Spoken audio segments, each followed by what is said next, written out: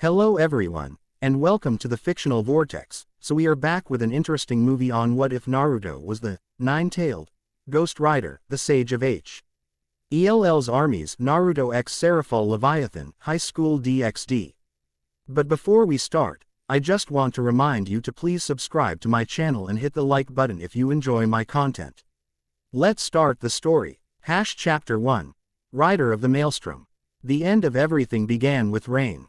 Not gentle drops caressing parched earth, but sheets of water hammering down with such force they cratered the battlefield. Lightning split the sky into jagged fragments, illuminating the devastation below in stark, merciless flashes. Naruto Uzumaki stood alone, his orange and black clothing torn and soaked crimson. The war had taken everything: Sasuke, Sakura, Kakashi, all gone in the span of 24 brutal hours. The Shinobi Alliance had crumbled against an enemy none of them truly understood, an ancient entity calling itself Asura. The destroyer of worlds. Is this truly the best the so-called child of prophecy can offer? The being's voice resonated from everywhere and nowhere, its physical form a swirling vortex of malevolent chakra that devoured everything it touched. How disappointing. Naruto wiped blood from his eyes, his breath coming in ragged gasps. Within him, Kurama, the nine-tailed fox, pulsed with diminishing energy. "Kit, we've got one shot at this, the Biju's voice rumbled through his consciousness. The seal I taught you. It will work, but the cost." "I know the cost," Naruto interrupted, his voice steady despite everything. "Everyone I ever cared about is already gone. If my life buys a future for what's left of this world, that's a bargain I'll take." The blonde shinobi's hands moved through complex seals, each movement leaving luminous trails in the rain-soaked air. Ancient symbols appeared on his skin, crawling across his flesh like living things. Burning with chakra so intense it vaporized the raindrops before they could touch him. Asura paused its destructive advance, sensing something unprecedented forming before it. "What foolishness is this? No human jutsu can contain me." Quote, "This isn't just my jutsu," Naruto replied, his voice changing as Kurama's chakra merged more completely with his own. His eyes shifted, the right burning crimson with a slitted pupil, the left remaining his natural blue. "This is the combined knowledge of 9 Biju, the Sage of 6 Paths, and every Uzumaki sealing technique ever created." The ground bent. Naruto's feet cracked as raw power surged upward through his body. The seal matrix expanded outward in concentric rings of golden light, each layer more complex than the last. Blood dripped from his nose, his ears, the corners of his eyes, evaporating instantly in the heat of chakra consumption. "This is it, Kit, Kurama's voice had softened, almost gentle. "It's been an honor to fight alongside you." "You too, old friend," Naruto whispered, then raised his voice to a defiant roar that somehow carried over the storm's cacophony. Sealing art. Dimensional soul cage. The world seemed to hold its breath. For one heartbeat, nothing happened. Then reality shattered. The seal didn't merely activate, it exploded outward, golden chains erupting from Naruto's body by the thousands. They penetrated the vortex of Asura's form, binding, constricting, dragging the ancient entity toward Naruto's straining form. Impossible. Asura's scream distorted reality itself, the very air rippling with its rage. "I am eternal." "Nothing is eternal," Naruto countered, blood flowing freely down his chin as his organs began to rupture from chakra overload. "Not even you." The chain's counter acted with a sound like the death knell of creation itself. Naruto's body became incandescent, a human star burning too bright to look upon directly. Asura's essence was pulled inexorably into the seal matrix, its otherworldly substance compressed and contained within the dying shinobi's form. "With my last breath," Naruto gasped, his voice barely audible as his cells began to disintegrate from incomprehensible power coursing through them, "I condemn you to imprisonment for as long as my soul exists." His final thought, as consciousness slipped away, was regret that he'd never know if the sacrifice had been enough. Then darkness. Silence. The void. But the void did not last. Incomprehensible time passed. Perhaps seconds, perhaps millennia, before awareness returned. Not physical sensation, not yet, but a consciousness suspended in an infinite nothing. Uzumaki Naruto. The voice wasn't heard so much as felt, reverberating through the very essence of what remained of him. Your sacrifice has been noted. Another voice, different yet equally vast. The balance requires adjustment. The rider requires a host. The sages prophesied. The dimensions thin. The voices, if such cosmic forces could be reduced to something as mundane as voices, spoke in overlapping waves, their communication incomprehensible yet somehow absorbed directly into what remained of Naruto's consciousness. Where am I? He tried to ask, but had no mouth to speak with, no body to contain him.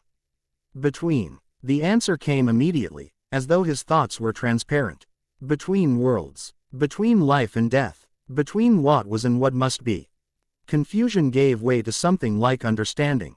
Am I dead? Yes. And no. You will serve. Before Naruto could question further, sensation returned with brutal suddenness, the feeling of being torn apart and reconstructed simultaneously. Kurama's chakra, which had been intertwined with his own at the moment of death, flared with renewed vigor, but now twisted with something else, something ancient and burning with righteous wrath. Pain beyond imagining consumed what was reforming into his body. Flesh knit together only to be consumed by hellfire. Bones formed and immediately charred to ash, then reformed again. Through it all, Kurama's essence fought and merged with His new power in a cosmic battle for dominance over their shared host. Arise, sage of hell's armies. Arise, nine-tailed rider. Arise and fulfill your purpose. Reality crashed back with the force of a physical blow. Naruto's eyes snapped open to find himself lying in a crater of scorched earth, naked and disoriented. Night sky stretched above him, but the stars were wrong, configurations he'd never seen. Celestial bodies that couldn't exist in the world he knew. He sat up, gasping, hands clutching at unfamiliar soil. His body appeared the same, tanned skin, lean muscle, the spiral seal still visible on his abdomen, yet fundamentally changed in ways he couldn't articulate. Power thrummed beneath his skin, not just the familiar warmth of Kurama's chakra but something else. Something that burned cold and righteous. Kurama, he called internally, seeking the familiar presence. I'm here, Kit, ***, came the reply, but the voice sounded altered, as though speaking through some filter of elemental flame. But we're not alone anymore. Before Naruto could question further, awareness bloomed of another consciousness sharing their mental space, ancient beyond comprehension. Burning with judgment and vengeance. What? Who are you? Naruto directed the thought toward this new presence. No direct answer came, only impressions, chains of hellfire, a skull wreathed in flames. Countless souls judged for their sins across millennia, and a title that resonated with terrible purpose, Spirit of Vengeance. I don't understand, Naruto muttered aloud, struggling to his feet. Where am I? What happened to? His questions died as he truly took in his surroundings for the first time. The crater he stood in was just one of many in what appeared to be a park, trees uprooted and grass scorched in a perfect circular pattern extending outward for hundreds of meters. Beyond that, a city sprawled, but unlike any he had ever seen. Towering glass structures reached toward the sky, lights of every color illuminating the darkness, strange mechanical conveyances moving along paved roads. This isn't my world, he whispered, the truth settling into his bones with cold certainty. No, ***, Kurama confirmed. Our chakra signature would recognize any place in our world, no matter how distant. This is somewhere else entirely. The sound of approaching sirens cut through Naruto's disorientation. Instinctively, he knew he shouldn't be found. Not like this, not before understanding where and what he was. His body responded to the thought before conscious decision. Chakra flaring to create a simple transformation jutsu to clothe himself in a replica of his familiar orange and black outfit. The technique worked, but differently, the chakra came easier, hotter. The resulting garments feeling more substantial than the illusion the jutsu should have created. Our powers are integrating, ***, Kurama observed, sounding both fascinated and concerned. The spirit's abilities are merging with our chakra in ways I don't understand yet. Naruto leapt upward, intending to take to the trees as he'd done countless times before. The jump launched high, not just into the nearest tree but completely over the park, his strength multiplied beyond anything he'd experienced even in Ninetales chakra mode. "Whoa!" he exclaimed, momentarily airborne above the strange city. The descent sent him crashing through the roof of a building several blocks away, concrete and steel giving way like paper before his enhanced durability. He landed in what appeared to be some sort of office. Desks and strange machines scattered by the impact of his arrival. Alarms immediately began blaring, red lights flashing along the walls. "Control, Kit," Kurama urged. "We need to understand our new limits before we accidentally level this place." Naruto nodded, taking deep breaths to center himself. "Right, calm, focus." He made his way toward what appeared to be an exit, trying to move carefully despite his disorientation. The door led to a stairwell, which he descended as quietly as his enhanced strength would allow, each footstep requiring conscious control to avoid cracking the steps beneath him. Emerging onto a street, Naruto froze at the sensory overload. Lights, sounds, smells, all unfamiliar, all overwhelming. People hurried past, dressed in strange clothing, speaking a language that he shouldn't understand but somehow did, carrying devices that glowed with information. "Tokyo sees yet another unexplained explosion," announced a nearby screen mounted on a building, showing footage of the crater he'd created upon arrival. "Authorities are investigating what appears to be the fifth supernatural incident this month." "Supernatural," Naruto muttered. "So this world has its own form of chakra users?" He received no answer, but something else caught his attention, a prickling sensation at the base of his skull, an awareness of something approaching. Something powerful, something not human. "We're being watched, ***, Kurama growled. "Multiple entities. Different from humans. Different from us." Naruto casually turned, scanning the crowds while pretending to examine the strange shop fronts. His enhanced senses detected them immediately, beings that looked human but radiated unusual energy signatures. Some felt cold, almost like the Edo Tensei reanimations but fundamentally different. Others burned with something resembling chakra but twisted in unfamiliar patterns. "They're hiding among the humans," he observed. "But not very well, at least not from us. The spirit recognizes them, ***, Kurama said. "Devils, angels, yokai. This world has its own supernatural hierarchy." Before Naruto could process this information, one of the watchers made a move, a man in an expensive-looking suit with energy that radiated cold ambition. He approached directly, his casual stride belied by the subtle combat readiness in his posture. "Quite an entrance you made," the man said in flawless Japanese, stopping a few meters away. His eyes flashed red momentarily.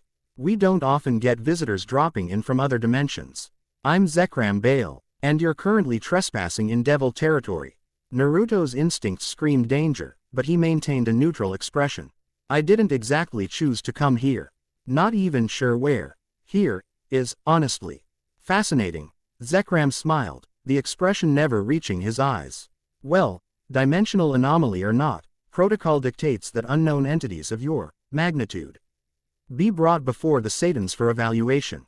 I'm not going anywhere until I understand what's happening," Naruto replied, his tone hardening. "I've had enough of being manipulated by forces beyond my control." The devil's smile faltered. "I'm afraid this isn't a request. Lord Lucifer will want to meet the being who just punched a hole through the dimensional barrier and created a crater in Kuo Town." Several more individuals appeared behind Zekram, each radiating similar devil energy, forming a loose circle around Naruto. Civilians in the area began moving away, some appearing momentarily confused before continuing on their way. "A perception filter, ***, Kurama noted. "They're hiding this confrontation from ordinary humans." "Last chance to come quietly," Zekram offered, dark energy beginning to swirl around his hands. Devil hospitality can be quite pleasant for cooperative guests. Naruto's patience, already thin from the shock and disorientation of dimensional transplantation, snapped. "I said no." He moved with speed that surprised even himself, appearing behind Zekram before the devil could blink. But the others reacted with supernatural quickness of their own, magic circles forming in the air as they launched their attacks. Naruto dodged the first volley of energy blasts, his body responding with fluidity that merged shinobi training with something an instinctual combat awareness that seemed to anticipate attacks before they came. He weaved between spells, closing distance with one of the devils and delivering a palm strike that sent the being flying through a storefront. "He's faster than we anticipated," shouted one of the attackers. Full containment protocol. A massive magic circle appeared beneath Naruto's feet, glowing with complex sigils. He attempted to leap clear, but chains of dark energy erupted upward, wrapping around his limbs and torso, binding him in place. For a moment, it seemed the devils had succeeded in capturing him. Then something within Naruto, something that wasn't Kurama, something ancient and wrathful, responded to the restraint. Heat unlike anything he'd ever experienced surged through his body. The chains binding him didn't break. They melted, running like liquid metal before evaporating entirely. The concrete beneath his feet began to smoke, then bubble. "What the hell?" Zekrom took an involuntary step backward. "What is he? Let me show them." Rumbled a new voice within Naruto's mind, the spirit of vengeance, speaking directly for the first time. Naruto's skin began to smoke, then burn away, revealing not muscle and bone beneath but molten flame. His eyes ignited into twin infernos, one crimson, one the color of hellfire itself. His skull became visible as flesh vanished, but it wasn't entirely human. Elongated canines and distinctive vulpine features merged with the burning skeleton. 9 chains of hellfire erupted from his back, each tipped with a fox skull engulfed in flames. His transformation complete, the 9-tailed Ghost Rider threw back his head and released a roar that was part bestial howl, part judgment from beyond the grave. "Guilty, **, the rider proclaimed, voice resonating with supernatural authority. "Retreat," Zekrom shouted, genuine fear replacing his confident demeanor. "Fall back and alert the Satans." The devils scattered, teleportation circles flaring beneath their feet. All except Zekrom himself, who found his escape blocked by one of the rider's hellfire chains wrapped around his ankle. "Zekrom Bael, **, the rider intoned, dragging the devil closer. "Your soul is stained with the blood of innocence." What are you?" the devil gasped, attempting to break free with increasingly desperate bursts of magic. The rider didn't answer. Instead, he placed a flaming hand on Zekrom's forehead. "Look into my eyes. Feel the weight of your sins." Zekrom's scream echoed through the magically concealed battleground as hellfire poured into his eyes, forcing him to experience every moment of pain he had ever inflicted on others. When the rider finally released him, the devil collapsed, catatonic, eyes wide with horror at the wickedness of his own soul. The confrontation had lasted less than 3 minutes. As suddenly as it had manifested, the Ghost Rider's form receded, hellfire extinguishing to reveal Naruto once more. He staggered, momentarily disoriented by the transformation. What just happened?" he gasped, staring at his hands, normal again, but with the memory of flame. "The spirit judged him, **, Kurama explained, sounding both impressed and disturbed. "It seems we've merged with something even older and more powerful than the Biju." Naruto glanced at the catatonic devil, feeling a complex mix of horror and satisfaction. Will he recover? Eventually. The penance stare doesn't usually kill, it forces the wicked to experience their own evil. It's punishment, not execution. Naruto was about to respond when a new presence made itself known, a surge of power unlike the others, approaching rapidly from above. He looked up to see a ripple in the air, like reality itself parting to allow passage. Through this distortion stepped a woman who defied expectation. Dressed in what appeared to be a magical girl costume complete with pink wand and frilly skirt, she radiated power At dwarfed the devils Naruto had just defeated. Her black twin tails bounced as she landed lightly on the ground, violet eyes scanning the scene with an expression that shifted from cheerful to calculating in an instant. My, she said, her sing-song voice at odds with the coldly analytical gaze assessing Naruto. "You've made quite the mess of my subordinates, haven't you? Especially poor Zekrom, he may never be the same." Despite her diminutive stature and ridiculous outfit, every instinct Naruto possessed recognized the danger she represented. "Careful, Kit, **, Kurama warned. "This one is different. Satan-class power. But controlled with precision I've rarely seen." "I'm Serafall Leviathan," the woman announced, twirling her wand in a gesture that might have seemed childish. If not for the hemisphere of protective magic it simultaneously erected around her. One of the 4 great Satans who rule the underworld. And you, mysterious dimension hopper, are coming with me for a chat. Naruto tensed, preparing for another fight, but Serafall raised a placating hand. Not like that, she clarified, gesturing toward the unconscious devils. I prefer conversation to confrontation. Plus, anyone who can make Zekrom soil himself has earned at least a civil discourse. She approached, stopping just outside what she likely judged to be striking distance. Besides, I'm not seeing hostile intent from you, just confusion and defensive reaction. Am I wrong? Naruto studied her, trying to reconcile the absurd appearance with the power and intelligence clearly visible beneath. I didn't ask to be here, he finally said. I was dying, saving my world from destruction. Then I woke up in that crater with something new inside me.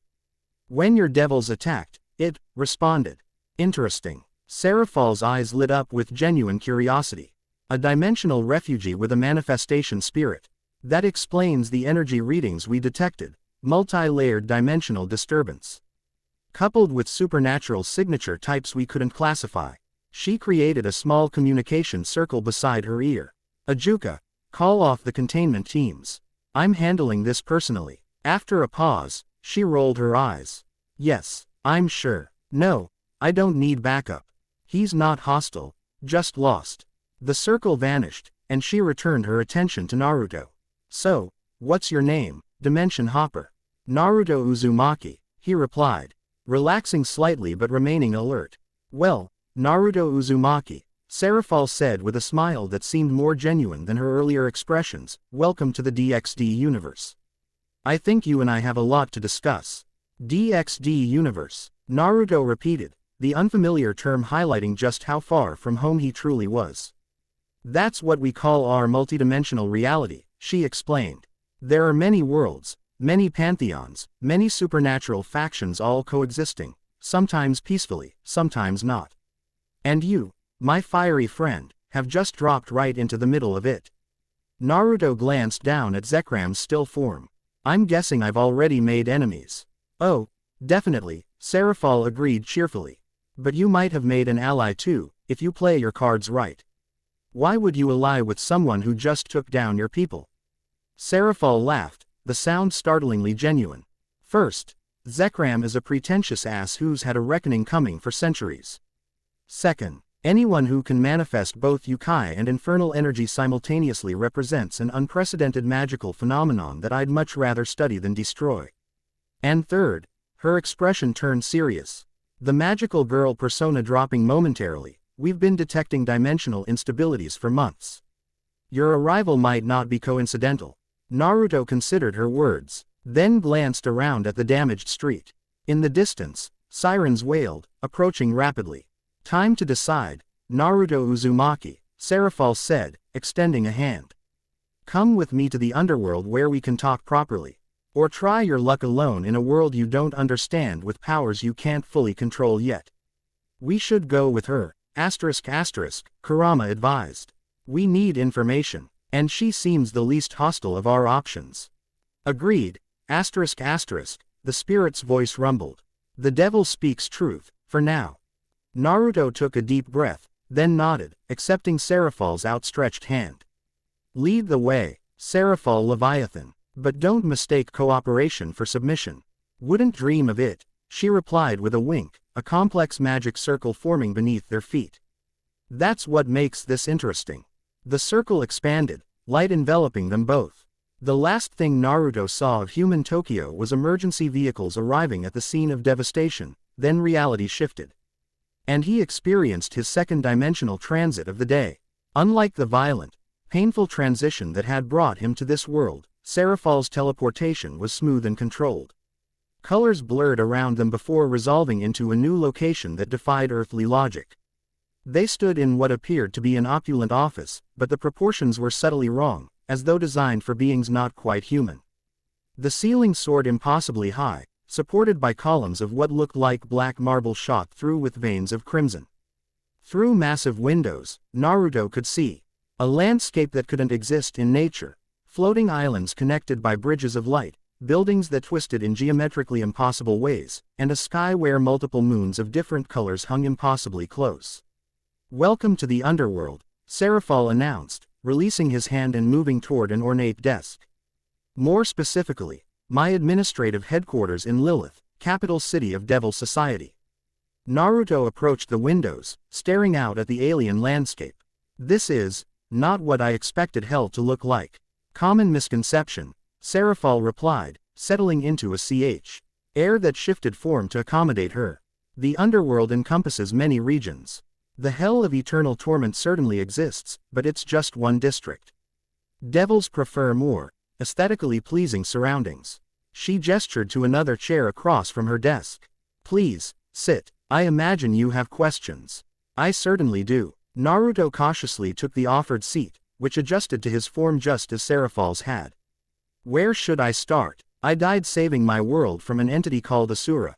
I used a sealing technique that should have imprisoned it within my soul for eternity. Then I woke up here, with something called the Spirit of Vengeance sharing space with me and Kurama." "Kurama?" Serafall questioned, leaning forward with interest. "The nine-tailed fox," Naruto explained. "A being of living chakra that was sealed inside me at birth. We eventually became partners rather than prisoner and jailer." "Fascinating," Serafall exclaimed, genuine excitement replacing her diplomatic mask. "A human hosting a powerful spirit even before your transition between dimensions. That might explain why you were chosen." "Chosen?" Naruto frowned. "By whom?" "That's the question, isn't it?" Serafall created a complex magic circle in the air between them, manipulating it with casual expertise. "Our researchers have been tracking growing instability in the dimensional barriers for months now. Something is weakening the membranes between worlds." The circle expanded to show a model of overlapping spheres, each representing a different dimension. "We've recorded 17 unauthorized dimensional transits in the past year, beings pulled from their worlds into ours without proper protocols or permissions. But yours," she manipulated the display, highlighting one particular intersection of spheres that pulsed with unstable energy. "Yours was different. Most dimensional breaches are quiet, subtle. Yours was like a cosmic thunderclap. Every supernatural faction with dimensional monitoring capabilities detected it." "Great," Naruto muttered. "So everyone knows I'm here." "Indeed," Serafall confirmed. "Angels, fallen angels, various pantheons, yokai factions, dragon kings, are all aware something unprecedented has occurred. Which brings us back to why I intervened personally." She dismissed the magic circle with a wave, her expression turning serious. "There's an ancient prophecy among devil kind about the Sage of Hell's armies who would appear when the boundaries between realms begin to fail." Naruto's stomach dropped. "Not another prophecy. I've had enough of those to last several lifetimes." "Prophecies have a way of finding certain individuals," Serafall observed with a sympathetic smile. "The question is whether your arrival is fulfillment of prophecy or mere coincidence. Either way, your manifestation combined yokai energy, the fox aspects, with what appears to be the power of a spirit of vengeance, one of the most powerful agents of divine punishment." "Divine punishment?" Naruto raised an eyebrow. "Doesn't seem like something devils would welcome." "Precisely why everyone is so interested in you," Serafall replied. "You represent a convergence of powers that should be fundamentally opposed. Yokai life force, infernal vengeance, and from what I sensed, something else entirely, your original human energy, perhaps." "Chakra," Naruto supplied. "In my world, it's the combination of physical and spiritual energy that allows ninja to perform techniques." "Three distinct power sources in one being," Serafall mused.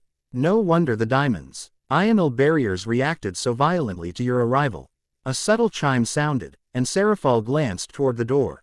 "Ah, perfect timing. I've arranged for clothing and refreshments. You must be disoriented after your journey." The door opened to reveal what appeared to be a maid, though her inhuman beauty and the subtle horns visible through her hair marked her as something else.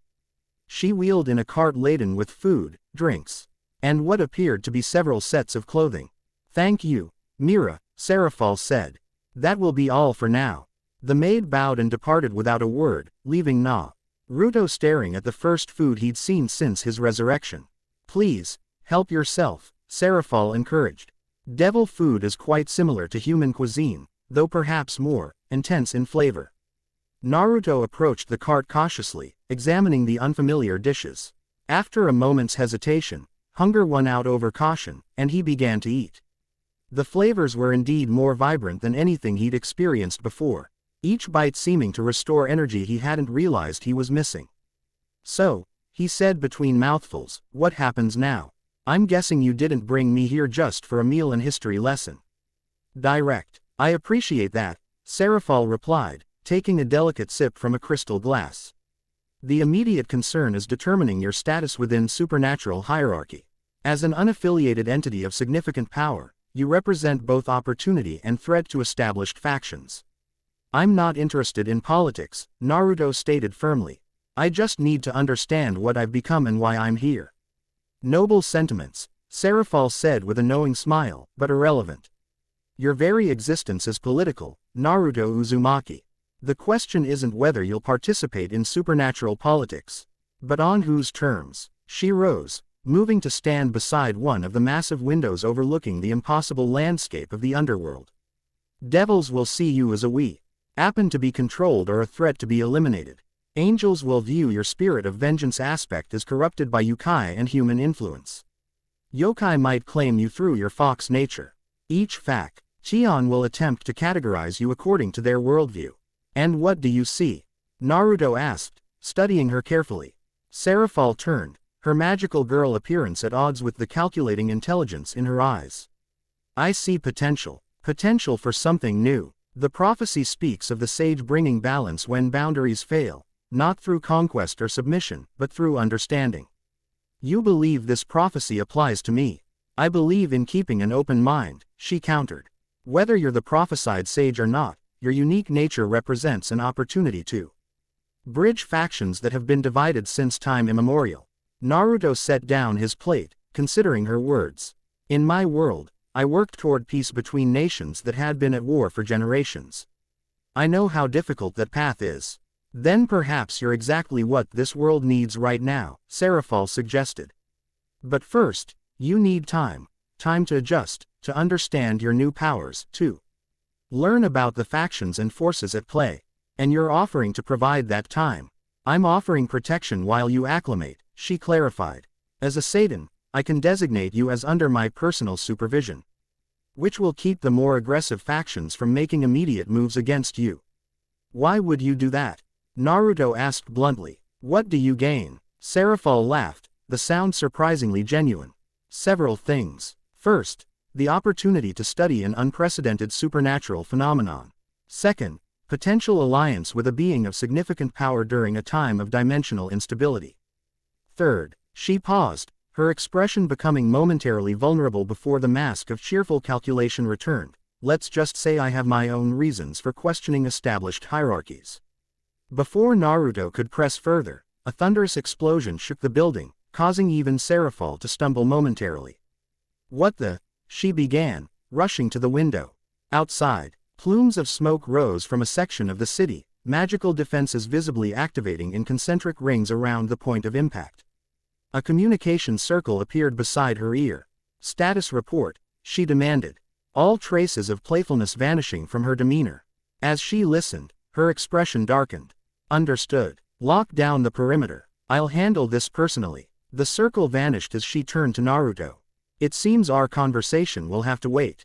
We have uninvited guests." "What's happening?" Naruto asked, moving to join her at the window.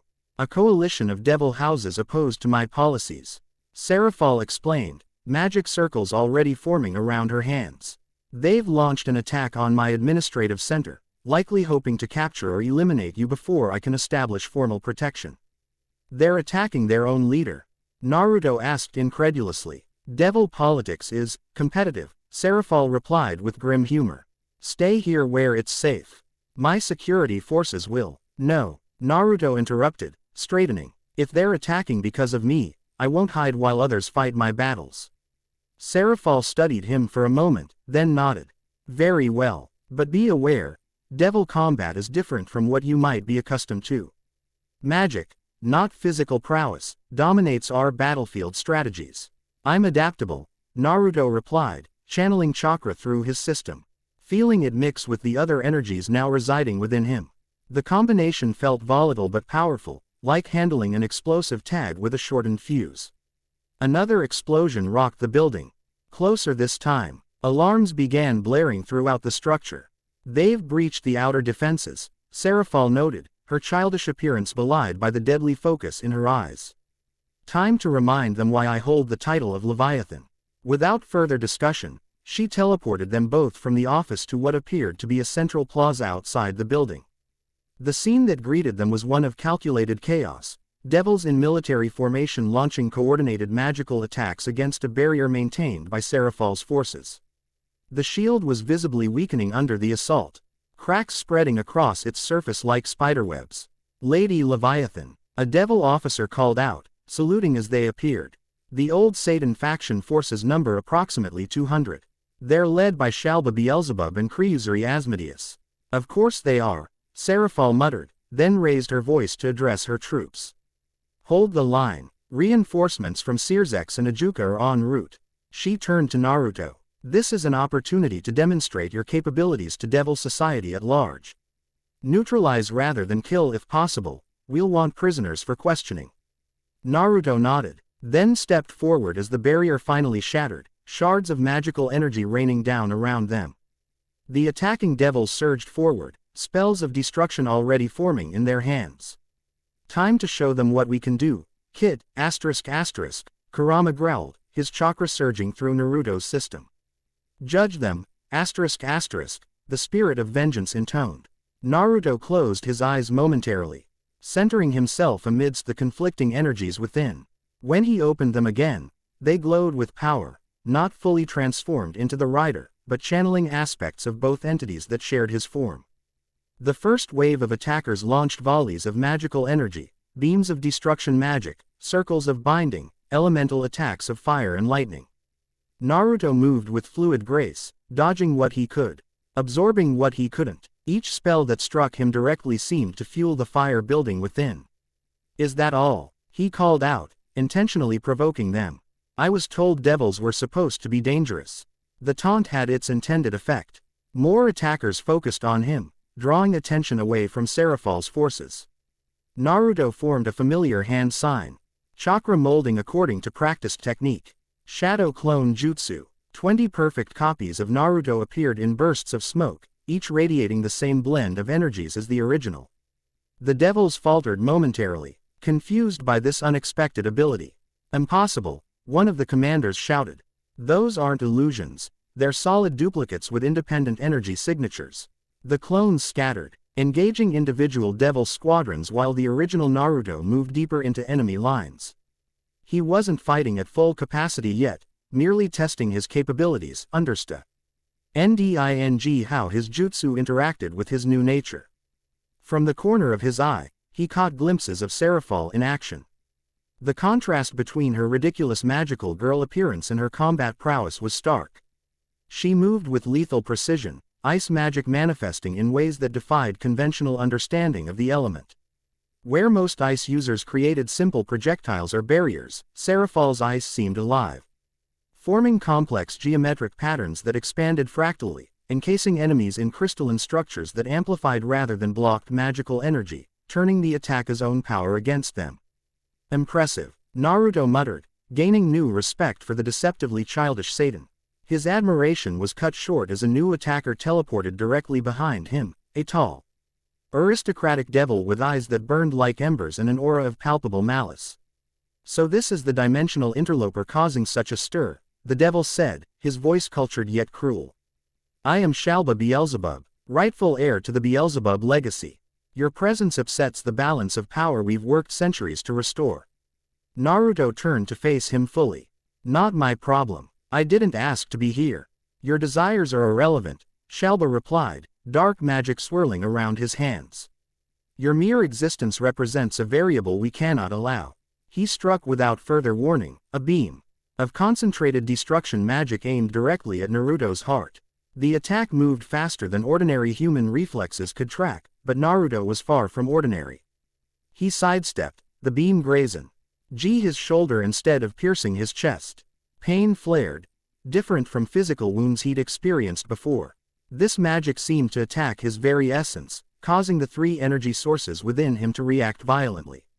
He's using power designed to disrupt spiritual entities, ***, Kurama warned. It's attempting to separate us.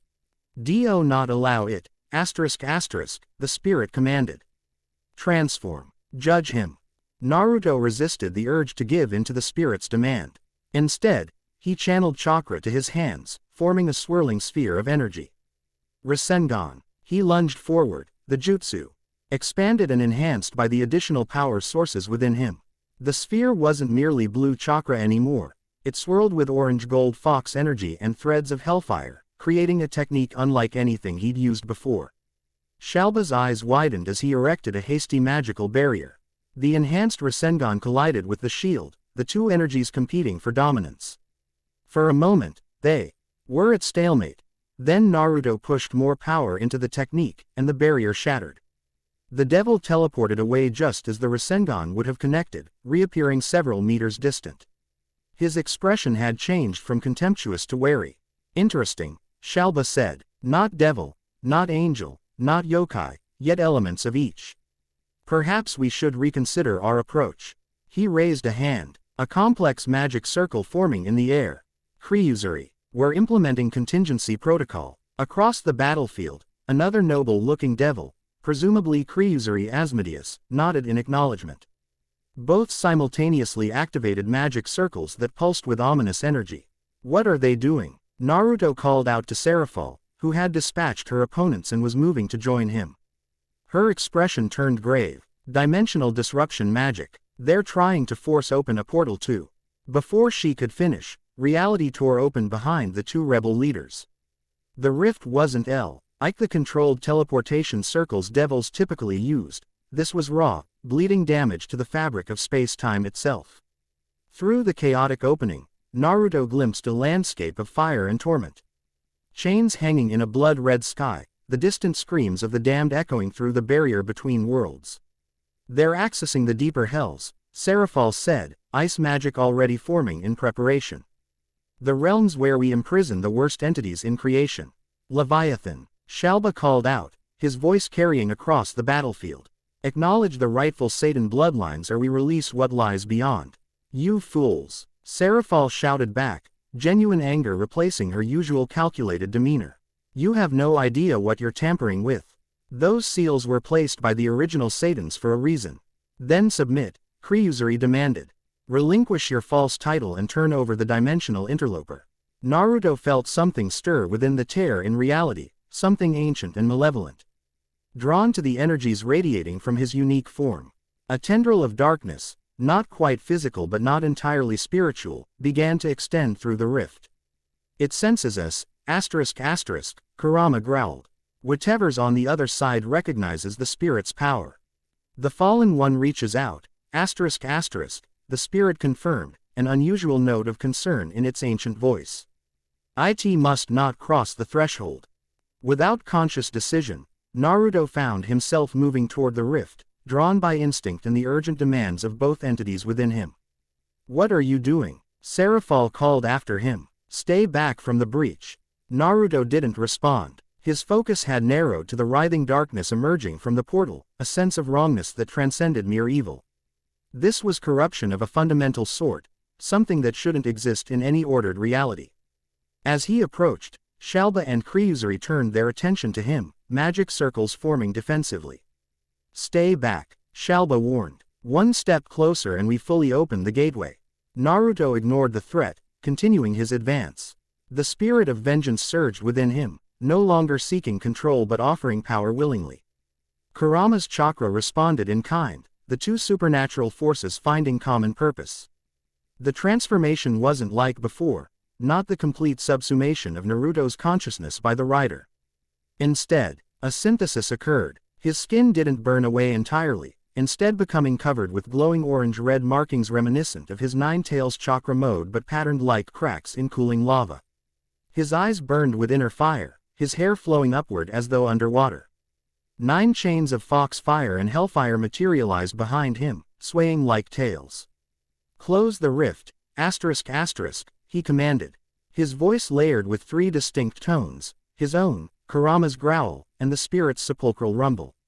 "We will not," Kryuzuri began, but never finished. On. E of Naruto's chains lashed out with impossible speed, wrapping around the devil's throat. Not to strangle, to judge. Hellfire spread from the contact point, forcing Kryuzuri to his knees as the weight of his sins pressed down upon him. "Your pride endangers innocent souls, **, Naruto pronounced. "Your ambition blinds you to consequence. Close the rift." Shalba, witnessing his ally's subjugation, attacked in desperation. A spear of darkness materialized in his hand, aimed directly at Naruto's heart.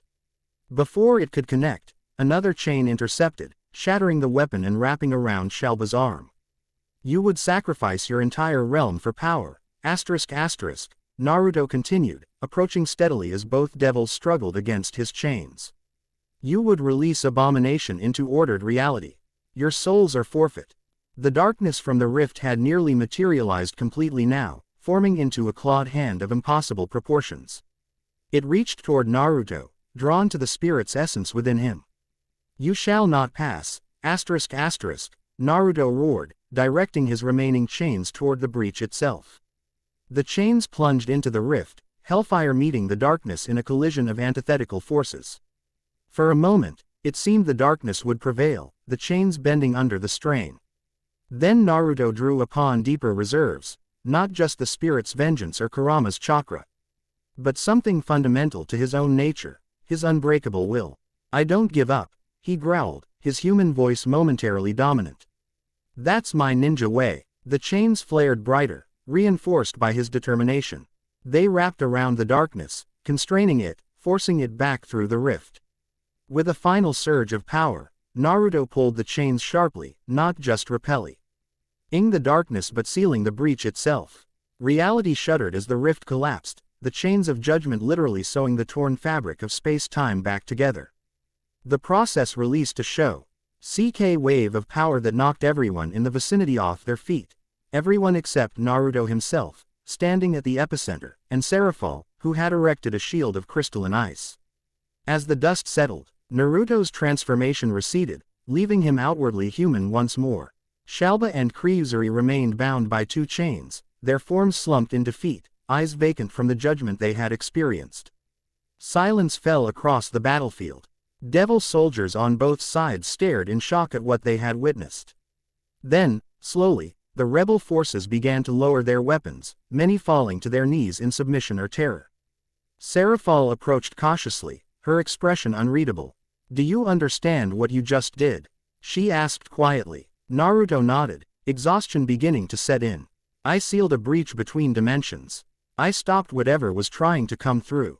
"More than that," Serafall said, glancing at the defeated rebel leaders. "You judged 2 Satan-class devils and found them wanting. You repelled an entity that has been imprisoned in the deepest hell since before recorded history. And you did it without full transformation into whatever your merged form represents." She gestured around them, where devils were kneeling not just in surrender but in a posture that looked disturbingly like worship. "And in doing so, you fulfilled the first sign of the prophecy. The sage shall close what false kings have opened, binding corruption with chains of righteous fire."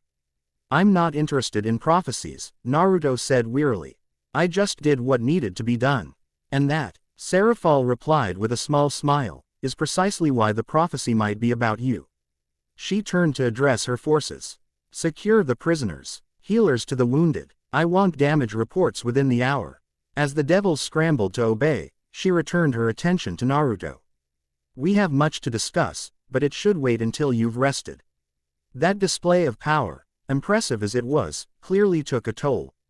Naruto couldn't argue with that assessment. The fusion of 3 distinct energy sources had drained him more than he wanted to admit. "Fine. But no more political games. Tomorrow, I want straight answers about this world, these factions, and why I'm here." "Agreed," Serafall said, her typical playful demeanor returning as she twirled her wand. "Besides, after today's performance, you've earned certain diplomatic considerations." As they walked back toward the administrative building, Naruto caught snippets of conversation among the devil troops. "Why?" Spurred words repeated with increasing frequency. Nine-Tailed Rider, Chains of Judgment, and most commonly, the Sage of Hell's Armies. He sighed, recognizing the familiar weight of expectations settling onto his shoulders. New world, new powers, new prophecy, but some things, it seemed, remained the same. The sun, or whatever passed for a sun in this impossible underworld, was setting as they reached the building, casting long shadows across a landscape forever changed by his arrival. Whatever came next, Naruto knew with certainty that there would be no returning to what was before. Like it or not, he had become part of this world's destiny. The only question remaining was whether he would be shaped by that destiny, or shape it himself. Chapter 1 End Chapter 2, Satan's Curiosity. Anxiousness returned to Naruto gradually, like wading through layers of fog. He awoke in a bed that seemed to swallow his form, sheets of impossible softness draped across his body. For one disorienting moment, he thought he was back in Konoha, that everything, the final battle, his death, his resurrection in another world, had been an elaborate dream. Then reality reasserted itself as Kurama stirred within his mindscape. Good morning, Kit, or whatever passes for morning in this realm of perpetual twilight. Naruto groaned, sitting up to survey his surroundings. The room defied convention. Architecture, walls curved at mathematically improbable angles, furniture seemed to grow organically from the floor, and the ceiling appeared as a perfect replica of some alien night sky, constellate. Ions slowly shifting in patterns he couldn't recognize. How long was I out? He asked aloud, addressing both Kurama and the spirit of vengeance that shared his consciousness. Approximately 14 hours, ***, the spirit replied, its voice less commanding in this dormant state. Your physical form required recovery after channeling our combined essence. Naruto swung his legs over the edge of the bed, noticing someone had changed him into loose-fitting black garments embroidered with subtle crimson patterns. The material responded to his movement, adjusting perfectly to his form as he stood. A gentle chime sounded as a section of the wall rippled, forming into an archway.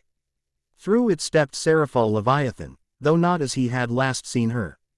Gone was the magical girl costume, replaced by an outfit that better reflected her station, a form-fitting black dress with elaborate silver embroidery that seemed to move of its own accord, a high collar framing a face no longer project. Childish enthusiasm but cool aristocratic confidence. You're awake, she observed, violet eyes assessing him with clinical precision. Excellent. The medical team was uncertain how your hybrid physiology would respond to healing magic. Healing magic. Naruto rolled his shoulders, realizing the various injuries he'd sustained during yesterday's battle had vanished completely. Standard procedure after combat, Serafall replied with a casual wave. Though the healers reported some unusual resistance, your body seemed to selectively accept or reject their spells. That was my doing, ***, Kurama interjected mentally. Fox Chakra has always accelerated your healing. I didn't trust their magic not to interfere with our established patterns. Makes sense, Naruto muttered, then addressed Serafall directly. Your outfit's different. A flicker of amusement crossed her features. Observant. Yes, the magical girl persona serves its purpose in certain contexts, but today requires something more diplomatically appropriate. She gestured toward what appeared to be a dressing area adjacent to the sleeping quarters. I've had suitable attire prepared for you as well. High Council of Devils has called an emergency session to address yesterday's events, and your presence has been requested. Requested? Naruto raised an eyebrow skeptically. Or demanded. Politics is rarely so binary. Especially among devils, Serafall replied with a thin smile. Let's call it a strongly encouraged invitation that would be unwise to decline. Naruto crossed his arms. You promised straight answers today. And you shall have them, she assured him, moving toward a section of wall that shimmered and transformed into an elaborate display of information, part magical hologram, part living artwork. But understanding requires context, which is precisely what this council session will provide. She manipulated the display with graceful gestures, images and text in an unfamiliar script flowing beneath her fingertips. What you witnessed yesterday, the attack, the attempted breach, wasn't merely an isolated incident. It represents the culmination of centuries of political division within Devil society. The display shifted to show four figures of imposing stature, each radiating palpable authority even in mere representation. The current government of the underworld is led by the four great Satans. Named after the original Satans who fell from heaven: Lucifer, Beelzebub, Leviathan, and Asmodeus. However, unlike the original monarchical structure, the motor N Satans are appointed based on merit and ability rather than bloodline. "Let me guess," Naruto said, approaching the display. "The descendants of the original Satans aren't happy about this arrangement." Serafall's eyes brightened with appreciation. "Precisely. The old Satan faction, led by descendants claiming direct lineage from the originals, believes rulership is their birthright. What you encountered yesterday were two such claimants, Shalba Beelzebub and Kryuzuri Asmodeus. And you?" Naruto studied her carefully. "Are you a descendant of the original Leviathan?" "No," she answered, holding his gaze steadily. "I am Serafall Citri by birth. I earned the title of Leviathan through merit, power, and political acumen during the Devil's Civil War." The display shifted again, showing scenes of devastating magical conflict. Centuries ago, after the great war between devils, angels, and fallen angels left all factions devastated, we faced a critical choice: cling to ancient structures or evolve. The progressive faction, led by Searzex Grimori and myself, advocated for a meritocracy. The traditionalists wanted to maintain pure blood rule. "And you won," Naruto concluded. "We prevailed militarily," Serafall corrected, "but ideological conflicts rarely end with battlefield victory. The old Satan faction retreated to the shadows, gathering strength, forming alliances with other disaffected groups. Yesterday's attack suggests they've grown bold enough for direct confrontation again." Naruto processed this information, drawing parallels to the political conflicts he'd witnessed in his own world. "And I've become a wildcard in this power struggle." "More than you realize," Serafall confirmed, dismissing the display with a gesture. "Your actions yesterday, sealing the dimensional breach, subduing Satan-class opponents, manifesting unprecedented powers, have elevated you from curiosity to potential kingmaker." She moved toward the dressing area, selecting a formal outfit from the options presented.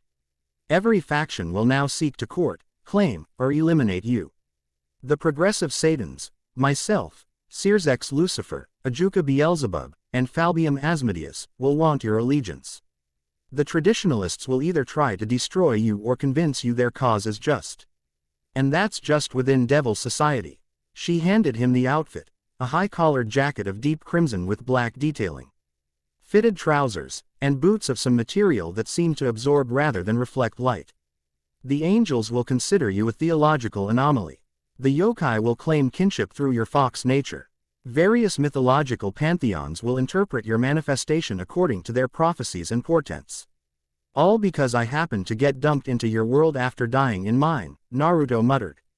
Examining the clothing, it was nothing like his usual attire, but he recognized the necessity of adaptation. "The circumstances of your arrival suggest it was far from random," Serafall countered. "Dimensional transference requires immense energy and precise calibration, even more so for transferring a soul with its powers intact. Something, or someone, chose you specifically." She turned to grant him privacy. "We have 1 hour before the council convenes. I suggest you use it to prepare yourself mentally. Devil politics is a battlefield where words cut deeper than blades and alliances shift like sand." Quote. As she moved toward the exit, Naruto called after her. "One straight answer before you go. Why are you helping me? What do you personally stand to gain?" Serafall paused, her back to him. For a moment, her carefully constructed political persona seemed to waver. "Perhaps I recognize a kindred spirit, someone who obtained power not through birthright but through will and sacrifice.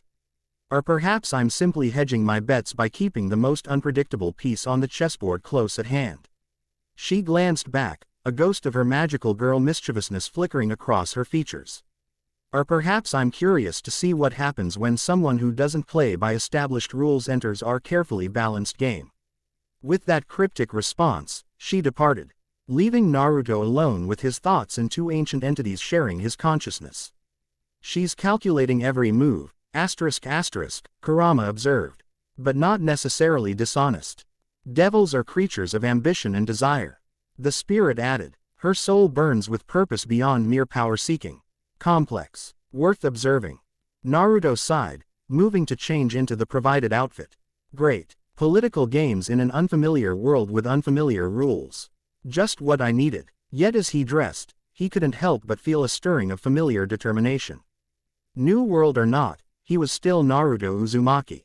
He'd never backed down from a challenge before, and he wasn't about to start now.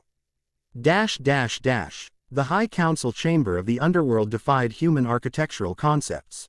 Susp. Ended in a void between reality and imagination. The massive structure appeared simultaneously ancient and timeless, its foundations anchored in what seemed to be solidified darkness, its upper reach dissolving into swirling nebulae of crimson and violet.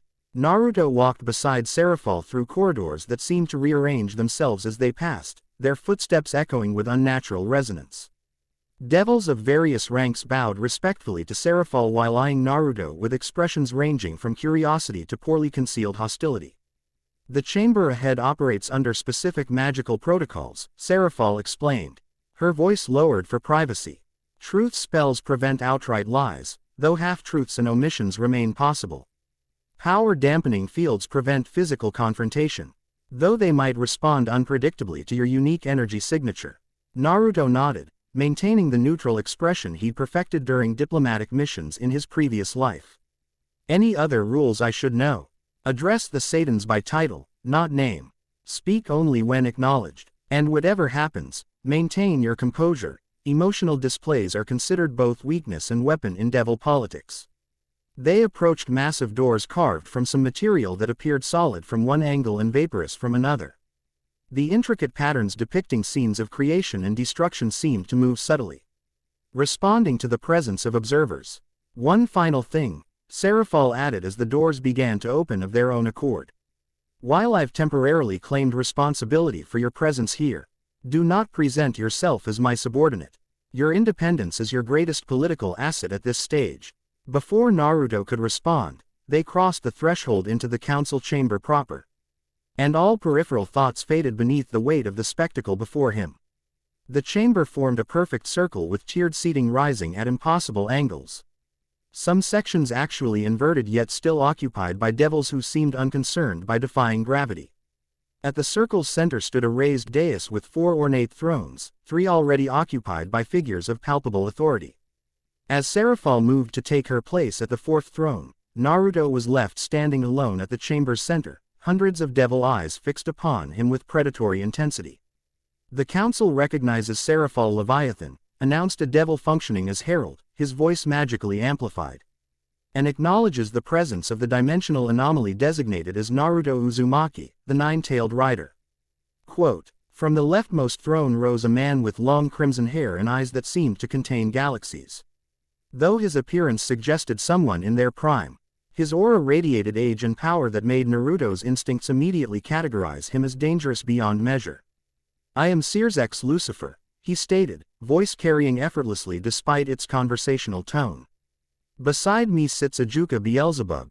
He gestured to a contemplative man with calculating eyes who seemed more interested in studying Naruto than in the proceedings themselves, and Falbium A. Smodius, a seemingly bored individual who appeared to be fighting sleep despite the momentous occasion. You stand before the ruling body of devil kind during a time of unprecedented occurrences, Sear's continued. Your arrival, your powers, and your actions yesterday have raised questions that demand answers. Naruto inclined his head respectfully but remained silent, heeding Serafall's advice. Ce to speak only when directly addressed. Naruto Uzumaki, Sear's addressed him formally. You have been identified as a dimensional transfer of unknown origin, possessing powers consistent with at least 3 distinct supernatural classifications. State your intentions within our realm. The directness of the question caught Naruto momentarily off guard, but he recovered quickly. My presence here wasn't by choice, he replied, his voice carrying clearly through the chamber. I died saving my world from destruction, expecting oblivion. Instead, I awakened here with new powers sharing my consciousness. My only intention is to understand why I'm here and what I'm meant to do. A murmur rippled through the assembled devils at this straightforward response. Sear's raised an eyebrow, glancing briefly at Serafall before continuing. And what of your actions yesterday? You neutralized 2 Satan-class devils and sealed a dimensional breach using methods unknown to our records. How do you explain these abilities? Naruto considered his response carefully. In my world, I contained a powerful entity called the Nine-Tailed Fox. After arriving here, I found my consciousness shared both the fox and something called the spirit of vengeance. Yesterday, I acted instinctively when I sensed the danger that breach represented to this world. Ajuka Beelzebub leaned forward, speaking for the first time. Fascinating. A dimensional refugee hosting multiple consciousness constructs, each with distinct energy signatures.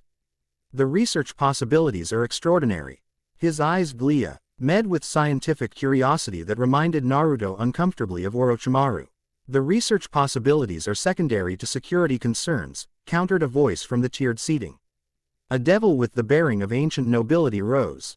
His expression severe. We face an unclassified entity with demonstrated power to neutralize Satan-class opponents, operating outside our established hierarchy. The potential threat cannot be overstated. Lord Zekram makes a valid point, Sirzex acknowledged. However, we must also consider that this entity's first significant action was to prevent Kata's trophic dimensional breach, a breach initiated by the old Satan faction, not by our visitor. The political maneuvering was familiar enough that Naruto began recognizing the underlying patterns. This wasn't so different from clan councils in Konoha, factions with competing interests using a specific incident to advance broader agendas. If I may address the council directly, he said, deliberately drawing all attention back to himself. Sirzex nodded permission. You have the floor, Naruto Uzumaki. I understand your caution. In your position, I would have similar concerns. Naruto's voice remained level, projecting confident calm. But consider this, if I intended harm to your realm, would I have sealed the breach rather than exploiting it? Would I have neutralized opponents without killing them? Despite having the capacity to do so, he paused, letting the questions hang in the air before continuing. In my world, I was a shinobi, a warrior, yes, but also a peacekeeper. I fought to protect, not to conquer. Those values haven't changed simply because my location has. The chamber fell silent as Devils processed his words. Serafall's expression remained diplomatically neutral, but Naruto caught the faintest nod of approval from her direction. Ajuka broke the silence with a thoughtful hum. Well reasoned. Actions indeed speak louder than proclamations. However, intentions aside, we must address classification and jurisdiction. What exactly are you, Naruto Uzumaki? Devil law requires categorical placement for all supernatural entities. I don't fit your categories, Naruto replied simply. I am human by origin, containing fox spirit energy and the essence of divine vengeance. I represent a new classification. Murmurs of discontent rippled through the chamber at this declaration. Devils, Naruto was quickly learning, preferred established order to innovation. Unprecedented doesn't mean unclassifiable. Falbium Asmodeus spoke for the first time, his lazy deem. Anor belying the sharpness of his analysis. By host characteristics and demonstrated abilities, the entity could be designated under the transcendent hybrid provision established during the supernatural classification reform. That provision was theoretical, objected another noble. Created for diplomatic flexibility, not practical application. Nevertheless, it exists within our legal framework, Serafall interjected, her political persona fully engaged, and provides the most appropriate classification for our visitor until further information justifies reassessment. The debate might have continued indefinitely if not for a sudden commotion at the chamber's entrance. The massive doors swung open to admit an unexpected delegation, beings that radiated fundamentally different energy from the devils surrounding them. At their head walked a woman of impossible beauty, her golden hair flowing like liquid sunlight, 12 wings of purest white extending from her back. Her expression combined serenity with steel, compassion with absolute conviction. The council acknowledges the presence of Gabriel, Seraph of Heaven, the herald announced, his voice betraying surprise at this unprecedented visitation. The chamber erupted in shocked whispers. Sirzex rose immediately, his posture indicating neither hostility nor welcome, merely careful diplomacy. Seraph Gabriel, he greeted formally. The High Council of Devils did not anticipate heavenly representation at this session. Gabriel smiled, the expression somehow both warm and unyielding. Unprecedented circumstances justify unprecedented protocols. Lord Lucifer, Heaven has detected multiple dimensional anomalies in recent months, culminating in yesterday's breach attempt and its unusual resolution. Her gaze shifted to Naruto, studying him with intensity that seemed to penetrate beyond physical form. Our sensors registered power signatures inconsistent with established supernatural classifications, elements of divine judgment existing in harmony with demonic and yokai energies. She approached until standing opposite Naruto, her presence radiating light that contrasted sharply with the chamber's perpetual twilight. Heaven requests direct dialogue with the entity responsible. The political implications were immediately apparent to everyone present. Angels rarely entered devil territory, and never without extensive diplomatic preparation. For a seraph to appear personally, demanding audience with a being under devil jurisdiction, represented a diplomatic crisis in the making. Sirzex and Serafall exchanged glances, silent communication passing between them, before Sirzex addressed the chamber at large. The council will recess for 1 hour while we establish appropriate protocols for cross-faction dialogue. His tone made the statement a command, not a suggestion. Devils began filing out, many casting suspicious glances toward the angelic delegation. Soon, only the 4 Satans, Gabriel with her angelic attendants, and Naruto remained in the vast chamber. This is highly irregular, Gabriel, Sirzex stated once privacy was assured. Heavenly intervention in devil affairs risks violating the fragile peace we've maintained since the Great War. I assure you, our presence is neither intervention nor provocation, Gabriel replied, her melodious voice carrying absolute conviction. It is necessity. The dimensional anomalies threaten all realms equally, and this being, she gestured toward Naruto, represents a convergence point of energies that Michael himself has identified as prophetically significant. Let's dispense with diplomatic posturing, Serafall suggested, descending from her throne to stand at ground level. We all recognize the unprecedented nature of current events. The question is whether we address them collaboratively or competitively. Gabriel inclined her head in acknowledgement. A fair assessment, Lady Leviathan. In the spirit of transparency, Heaven's oracles have provided troubling visions regarding dimensional stability across all realms. The barriers between worlds grow increasingly permeable, allowing entities never meant to cross between them. Our research indicates similar concerns, Ajuka confirmed. Dimensional breach attempts have increased 7-fold in recent months, suggesting coordinated effort rather than natural phenomena. Naruto, who had remained silent during this exchange, finally spoke. You're all talking around me like I'm a problem to be solved or a weapon to be claimed. I'd appreciate being addressed directly. Gabriel turned to him, her expression softening. Forgiveness, Naruto Uzumaki. Diplomatic habits can blind us to simple courtesy. She studied him openly, her gaze somehow both gentle and penetrating. You carry within you elements that should be fundamentally opposed, divine judgment alongside yokai vitality and human determination. Your very existence challenges our understanding of cosmic balance. I'm still figuring it out myself, Naruto admitted. But I know this, the spirit of vengeance within me recognized whatever was trying to come through that breach yesterday. It reacted with alarm. Not just anger or opposition, but genuine concern. This revelation visibly disturbed both angelic and devil representatives. Gabriel and Sirzex exchanged significant glances. Could it have been? Gabriel left the question unfinished. Speculation without evidence is premature, Sirzex cautioned, though his expression had darkened considerably. Enough vague warnings, Naruto interjected, frustration breaking through his diplomatic restraint. If something threatens this world, a world I'm apparently now part of, I deserve to know what we're facing. Silence fell as he representatives of heaven and hell considered his demand. Finally, it was Serafall who responded, her political mask momentarily setting aside for direct truth. There are entities older than angels or devils. Older than creation as we understand it, she explained. Beings from the void that existed before light and darkness were separated. Most were bound or banished during the formation of ordered reality, but some merely sleep in the spaces between dimensions. And you think one tried to come through yesterday, Naruto concluded. If so, Gabriel added solemnly, then your presence here takes on new significance. Throughout history, when dimensional boundaries weaken, defenders arise with abilities specifically suited to the threat. The prophecy of the Sage of Hell's Arm. IE speaks of one who bridges multiple realities, wielding chains of judgment that bind what should remain separate. Naruto rubbed his temples, feeling the weight of yet another world-shaking responsibility settling onto his shoulders. So I died saving my world only to be drafted into saving another one. The universe has a twisted sense of humor. Or purpose, Gabriel suggested gently. P.S. Your sacrifice was honored with continuation rather than cessation, your soul's journey extended rather than concluded. A philosophical debate for another time, Falbium interjected, surprising everyone with his sudden engagement. The immediate concern is jurisdiction and protocol. Heaven clearly has interest in this entity, yet his manifestation occurred in devil territory.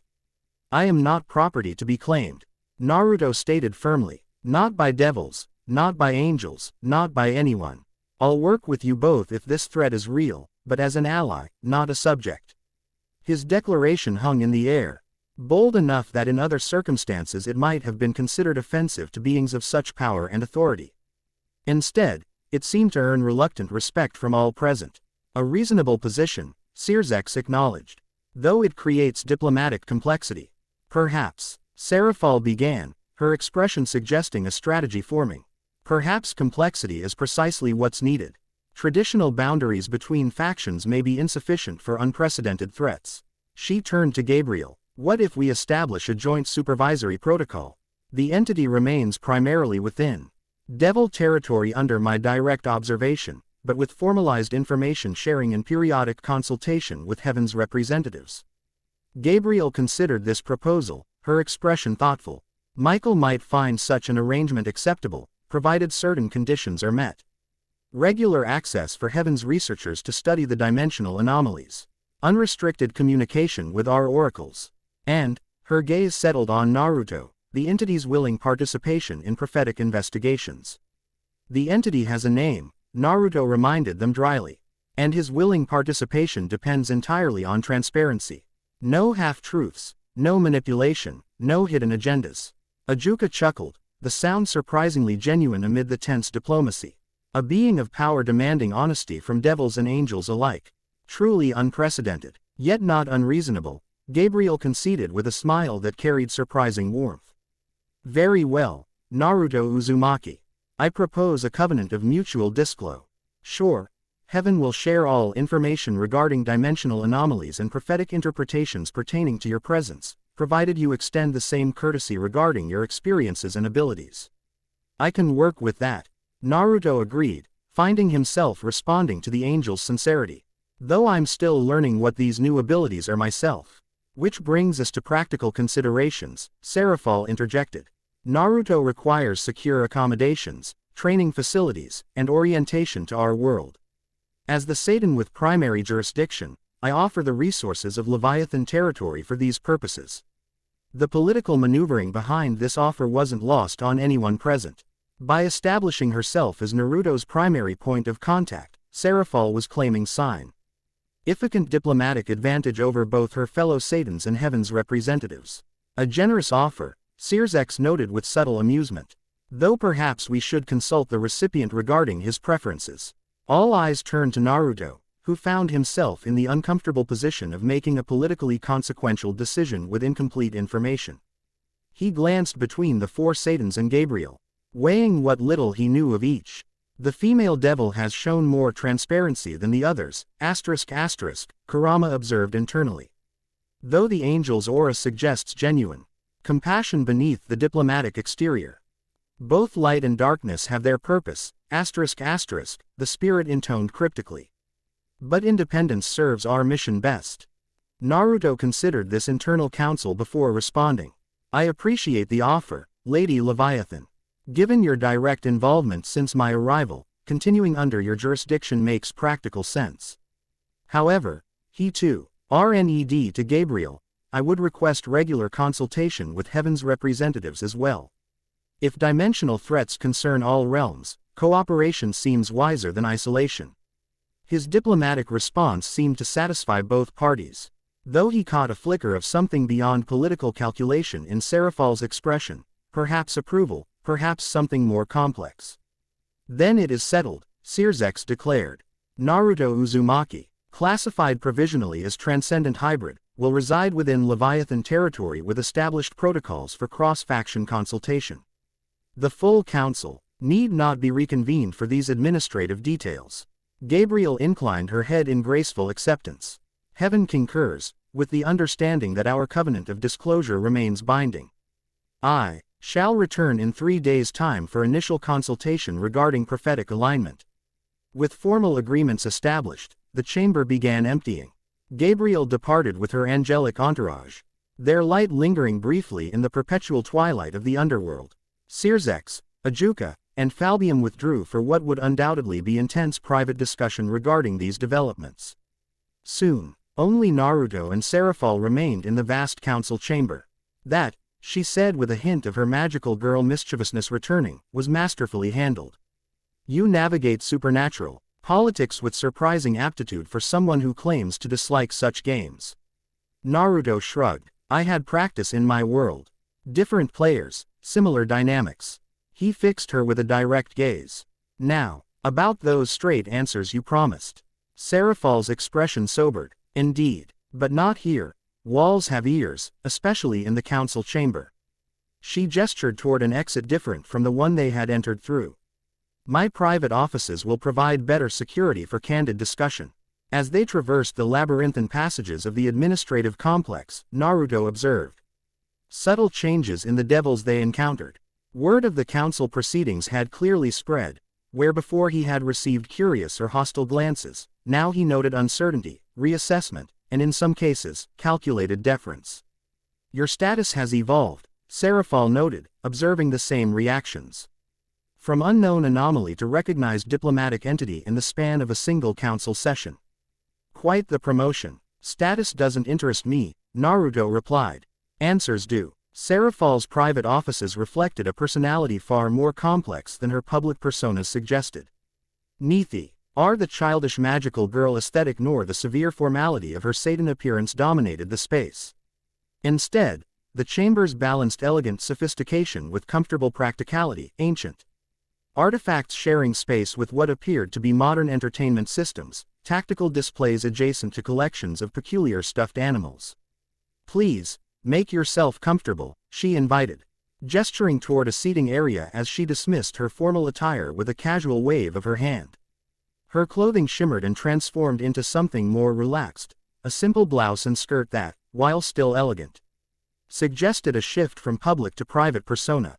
As Naruto took a seat, Serafall moved to what appeared to be a bar, producing 2 glasses and a decanter filled with liquid that seemed to contain galaxies in miniature. Distilled essence of nebula, she explained, noting his curious gaze. One of the few substances that affects supernatural beings regardless of classification. Given your unique constitution, you might find it illuminating. She poured 2 measures, offering one to Naruto before taking the seat opposite him. Now, those promised answers. Ask, and I'll respond with as much candor as demonically possible. Naruto accepted the drink but didn't immediately partake. Start with the prophecy everyone keeps mentioning. What exactly does it say about this, Sage of Hell's armies? Serafall swirled her glass contemplatively before responding. The prophecy dates back to the original schism, the separation of angels and devils from their common celestial origin. It speaks of a time when the boundaries between realms shall thin, and that which was banished before time shall seek return. She took a measured sip, the liquid briefly illuminating her from within before fading. It continues. Then shall arise the Sage of Hell's armies, marked by the beast of 9 aspects and wielding chains of righteous judgment. Neither of heaven nor hell yet commanding elements of both. The sage shall stand at the convergence of realms. And people think this refers to me because you manifested during a period of documented dimensional instability, Serafall explained.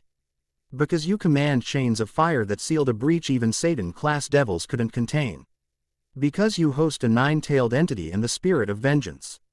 Simultaneously, a convergence of powers never before recorded in any supernatural registry. Naruto finally tasted the nebula essence, experiencing a sensation like swallowing starlight, warmth expanding from his core to his extremities, briefly heightening his perception of the multiple energies circulating through his system. Next question, he said once the sensation subsided. What was real? Why trying to come through that breach yesterday? No vague references to ancient entities, specific details. Serafall's expression darkened. We call it abyss, a consciousness that predates the formation of ordered reality. Not evil in the moral sense, but antithetical to existence as we understand it. It unmakes things, returning them to primordial chaos. She set her glass down, her usual playfulness entirely absent.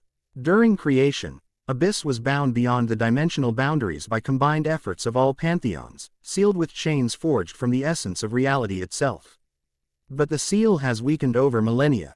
And now it's trying to break through, Naruto concluded. And you think I'm somehow meant to stop it? The prophecy suggests you're meant to play a crucial role, Serafall corrected. Whether as guardian, harbinger, or something else entirely remains unclear.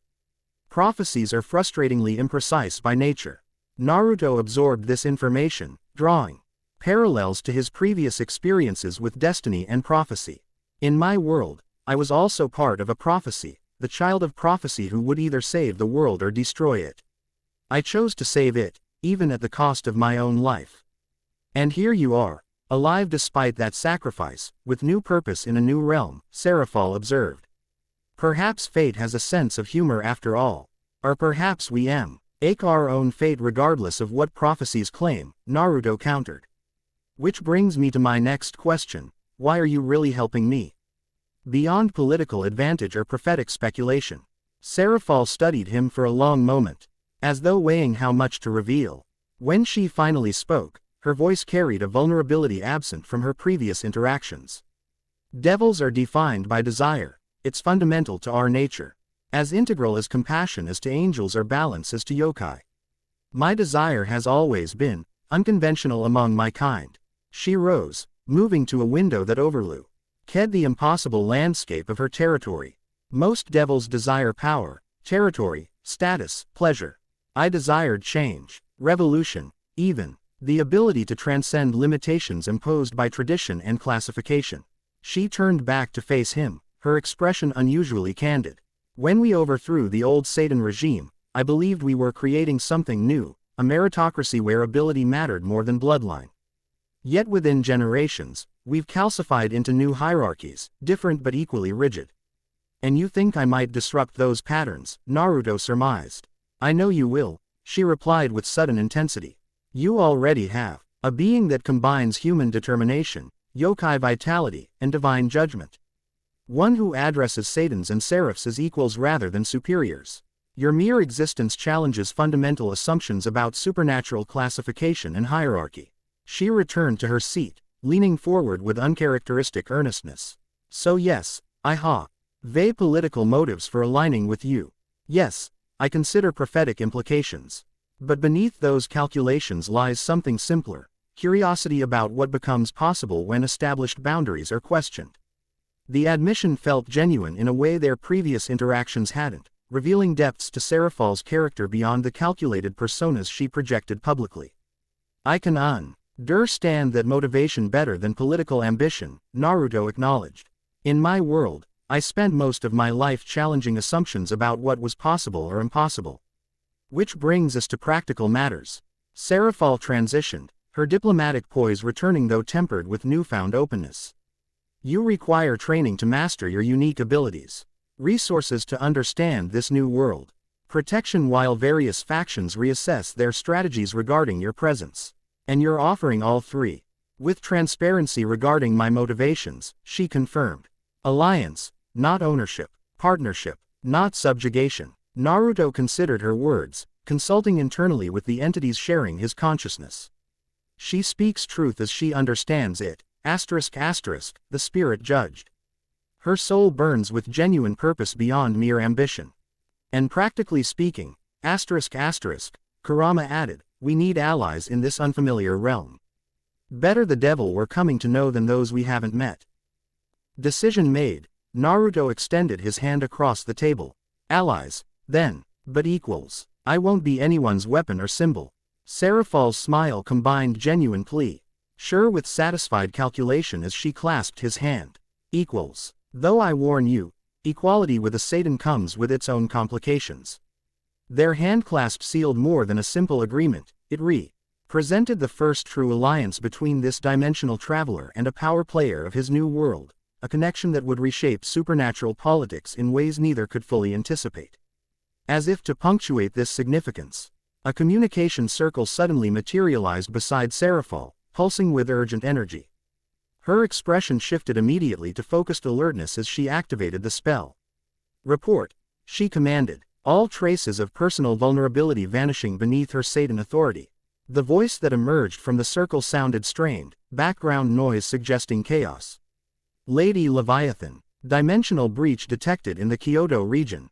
Yokai territory reports multiple casualties and, wait, something's coming through. Energy signature massive, possibly Cadre class or higher." Serafall's eyes met Naruto's, both recognizing the implications simultaneously. Coordinate with Kyoto Defense Forces, she instructed the messenger.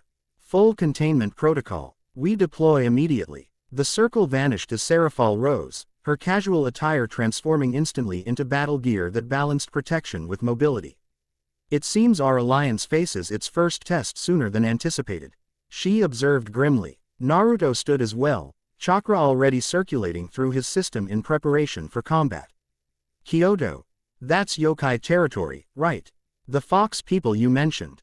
"Among others," Serafall confirmed, already creating a complex teleportation circle beneath their feet. "Kyoto serves as headquarters for Japanese yokai factions, primarily governed by—" "Let me guess," Naruto interrupted, a wry smile forming despite the gravity of the situation. "Nine-tailed foxes. One in particular," Serafall corrected as the teleportation circle neared completion. "Yusaka, leader of the Kyuubi faction and perhaps the most powerful yokai alive. If dimensional incursions are targeting her territory specifically, then it's definitely not coincidence," Naruto concluded, feeling Kurama's chakra surge in response to the mention of fellow fox spirits. "Whatever's coming through, it knows about me, or at least, about what I contain." The teleportation circle activated, reality distorting around them as they prepared to face whatever awaited in Kyoto.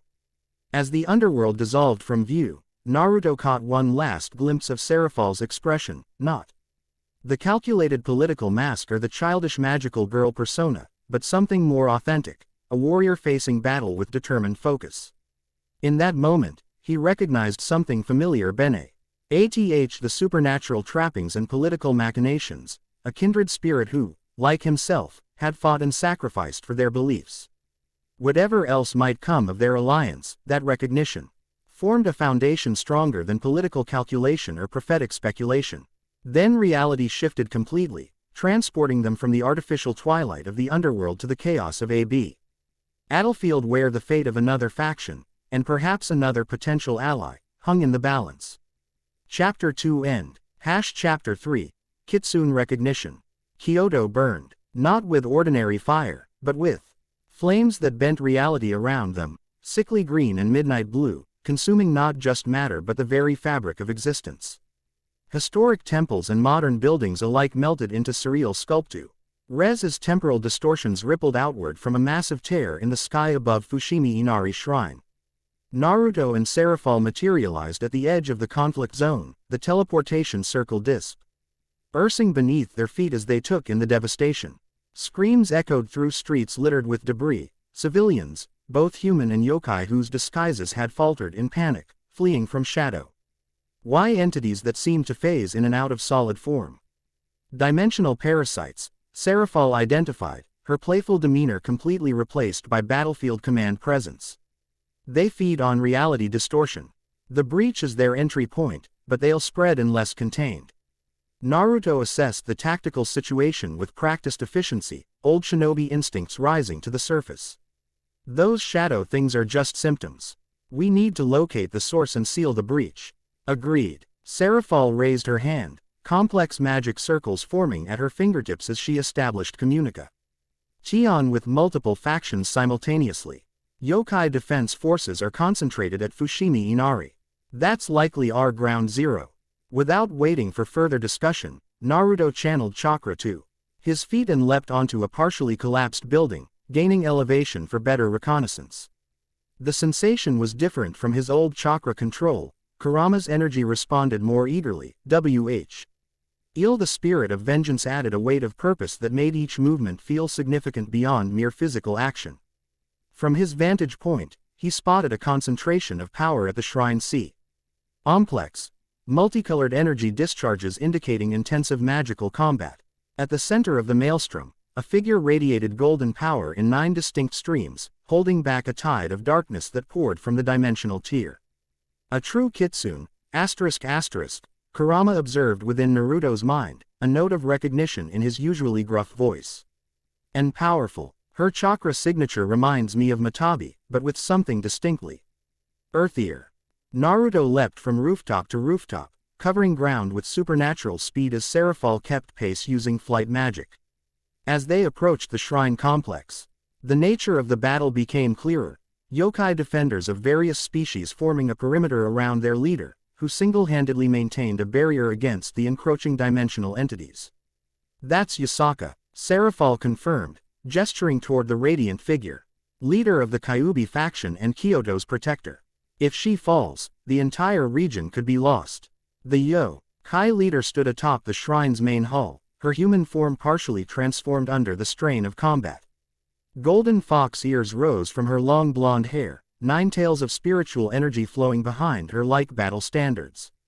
Her elaborate shrine maiden attire billowed in energetic discharge as she maintained a barrier of fox fire against the void-like entities pouring from the rift. "She's weakening," Naruto observed, noting the fluctuations in her barrier. "How long has she been holding that position?" "Based on the initial alert, at least 40 minutes, Serafall replied grimly. "Even for a Kyuubi, that's pushing the limits of spiritual endurance." Naruto didn't hesitate. "I'll reinforce her position. You coordinate with the defense forces to evacuate civilians and establish a secondary perimeter." If Serafall was surprised by his immediate assumption of tactical command, she didn't show it. Instead, she nodded sharply, recognizing the efficiency of his plan. "The yokai may not immediately trust you. Identify yourself as operating under Leviathan authority if needed. Or I could just help without waiting for permission," Naruto replied with a hint of his old impulsiveness. Already moving toward the shrine's main hall. As he approached, yokai defenders turned toward him with obvious alarm. Tengu warriors with spread wings, Oni brandishing spectral clubs, snake yokai with venomous magic gathering at their fingertips. "Halt!" commanded a kitsune in battle dress, her 3 tails bristling with protective fox fire. "This is sovereign yokai territory. Identify yourself, devil." "Not a devil," Naruto corrected, continuing forward despite the weapons trained on him. "And right now, your leader needs reinforcement more than you need my credentials." The defender moved to intercept him. But Naruto simply wasn't there when she struck, substitution jutsu allowing him to appear directly beside Yasaka atop the shrine roof. The yokai leader's eyes widened momentarily at his sudden appearance. But her concentration never wavered from the barrier she maintained. "Whoever you are," she said, her voice strained but melodious even under duress, "unless you conceal dimensional breaches, you should retreat to safety." "As it happens," Naruto replied, moving to stand beside her, "sealing is something of a specialty." Without further preamble, he channeled his unique blend of energies, chakra intertwining with Kurama's power and the spirit's essence. Golden chains materialized from his body, similar to those he had manifested during the underworld battle but with subtle differences. These incorporated elements of fox fire, resonating with Yasaka's own energy in harmonic patterns. The yokai leader's eyes widened further, her composure momentarily slipping. "Your explanations later," Naruto interrupted, feeding power into his chains as they extended toward the dimensional breach. "Right now, I need you to synchronize your fox fire with my chains. They'll be more effective against the breach if they're harmonized with native yokai energy." To her credit, Yasaka adapted immediately to the tactical situation, professional focus overriding curiosity. She shifted her 9 tails to align with Naruto's chains, golden fox fire intertwining with his constructs as they penetrated the dimensional tier. The effect was immediate and dramatic. Where the chains touched the breach, reality began to restabilize, the fraying edges of existence knitting back together as 2 different forms of fox essence reinforced by the spirit's judgment energy created a powerful sealing matrix. "It's working," Yasaka observed, wonder entering her voice despite her disciplined focus. The breach is responding to our combined energy. Not just responding, Naruto confirmed, feeling the synchronization deepen as their powers resonated. It's being forced to conform to natural law. Whatever cut this hole didn't account for compatible energy signatures working in tandem. As they maintained the synchronized effort, Serafall coordinated the battlefield response below. Devil reinforcements had arrived and were working alongside yokai forces to contain the parasitic entities. Magical barriers forming concentric rings around the shrine complex to prevent further spread of the dimensional contagion. Yasaka's breathing grew labored as she maintained the enormous output of spiritual energy. "I can feel the other side of the breach," she managed between focused breaths. "Something waits there, something ancient. It's watching us." Naruto felt it too, a vast, cold consciousness observing their efforts with alien curiosity. The spirit of vengeance stirred within him, recognizing an old adversary. "Abyss perceives us, it intoned internally. It remembers the chains that bind it." The breach began to pulse, as though something on the other side was testing their sealing effort. Parasitic entities poured through with renewed intensity, forcing Yasaka to divert energy from the ceiling to maintain her protective barrier around the shrine complex. "We need to close this now," Naruto decided, recognizing they were fighting a losing battle of attrition. "I'm going to try something, but I'll need you to channel all your remaining energy into me for about 10 seconds. Can you do that?" Yasaka met his gaze directly for the first time, golden eyes assessing him with penetrating insight. In that moment of connection, something passed between them, recognition beyond words, Fox spirit recognizing Fox spirit across the boundaries of different worlds and incarnations. "I trust you," she said simply, the declaration carrying weight beyond the immediate tactical situation. Without further hesitation, she altered her energy flow, her 9 tails converging to direct their combined power into Naruto's form. The sensation was overwhelming, pure Fox essence merging with his already complex energy matrix, creating a momentary harmony. I see convergence that resonated across dimensional boundaries. Naruto closed his eyes, sinking into the space between consciousness where Kurama and the spirit existed. In that mental landscape, he addressed both entities directly. "I need full access. Not possession, not borrowing, true integration. Just for a few moments." Kurama, who had shared Naruto's body since birth, understood immediately. "It's risky, Kit. Our energies have barely stabilized with the spirit's presence. Adding another Fox essence could create unpredictable reactions. Yet necessary, the spirit countered. The Fox priestess provides the resonance frequency we require. With it, our chains can bind reality itself." "Then let's do it," Naruto decided. "On my mark, now." In the physical world, a transformation unlike any previously witnessed occurred. Naruto's form became incandescent, his skin covered with luminous markings that combined his old 9 tails chakra mode with new patterns resembling flowing chains. His eyes shifted, the right burning with Fox fire, the left with the spirit's judgment flame, both maintaining Naruto's original blue as the base color. 9 chains of transcendent energy erupted from his back, each incorporating elements of all 3 consciousness streams plus Yasaka's native Fox essence. They weren't simply constructs anymore, they were manifestations of metaphysical law. Tools for imposing order on chaotic reality. The chains shot upward into the breach, not merely sealing its edges but actively restructuring the damaged portions of space-time. Where they touched, reality didn't just heal, it was reinforced, becoming more resilient than before the breach occurred.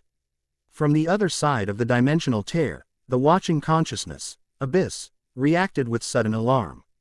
The parasitic entities began retreating, sensing their connection to this reality was being severed. The breach itself started to contract, folding inward like a collapsing star.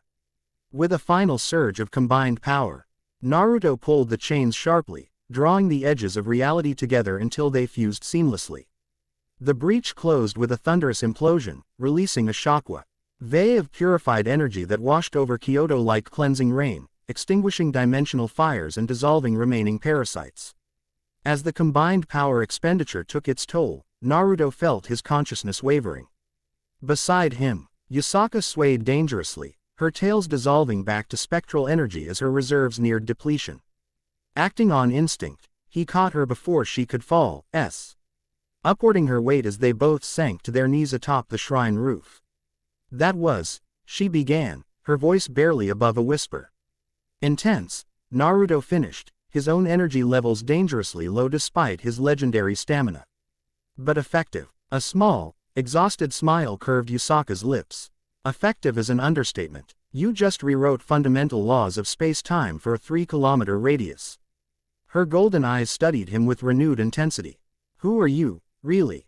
Before Naruto could respond, multiple figures landed on the roof around them, yokai guardians in defensive formation. And Serafall arriving with calculated casualness that belied the significant power she had expended in battle. I see the introductions have begun, the Satan observed, taking in the scene with diplomatic assessment.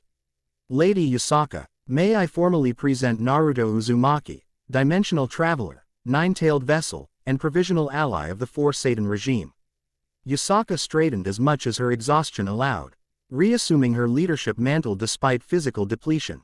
We sensed the dimensional disturbance from his arrival days ago, but I didn't realize the implications.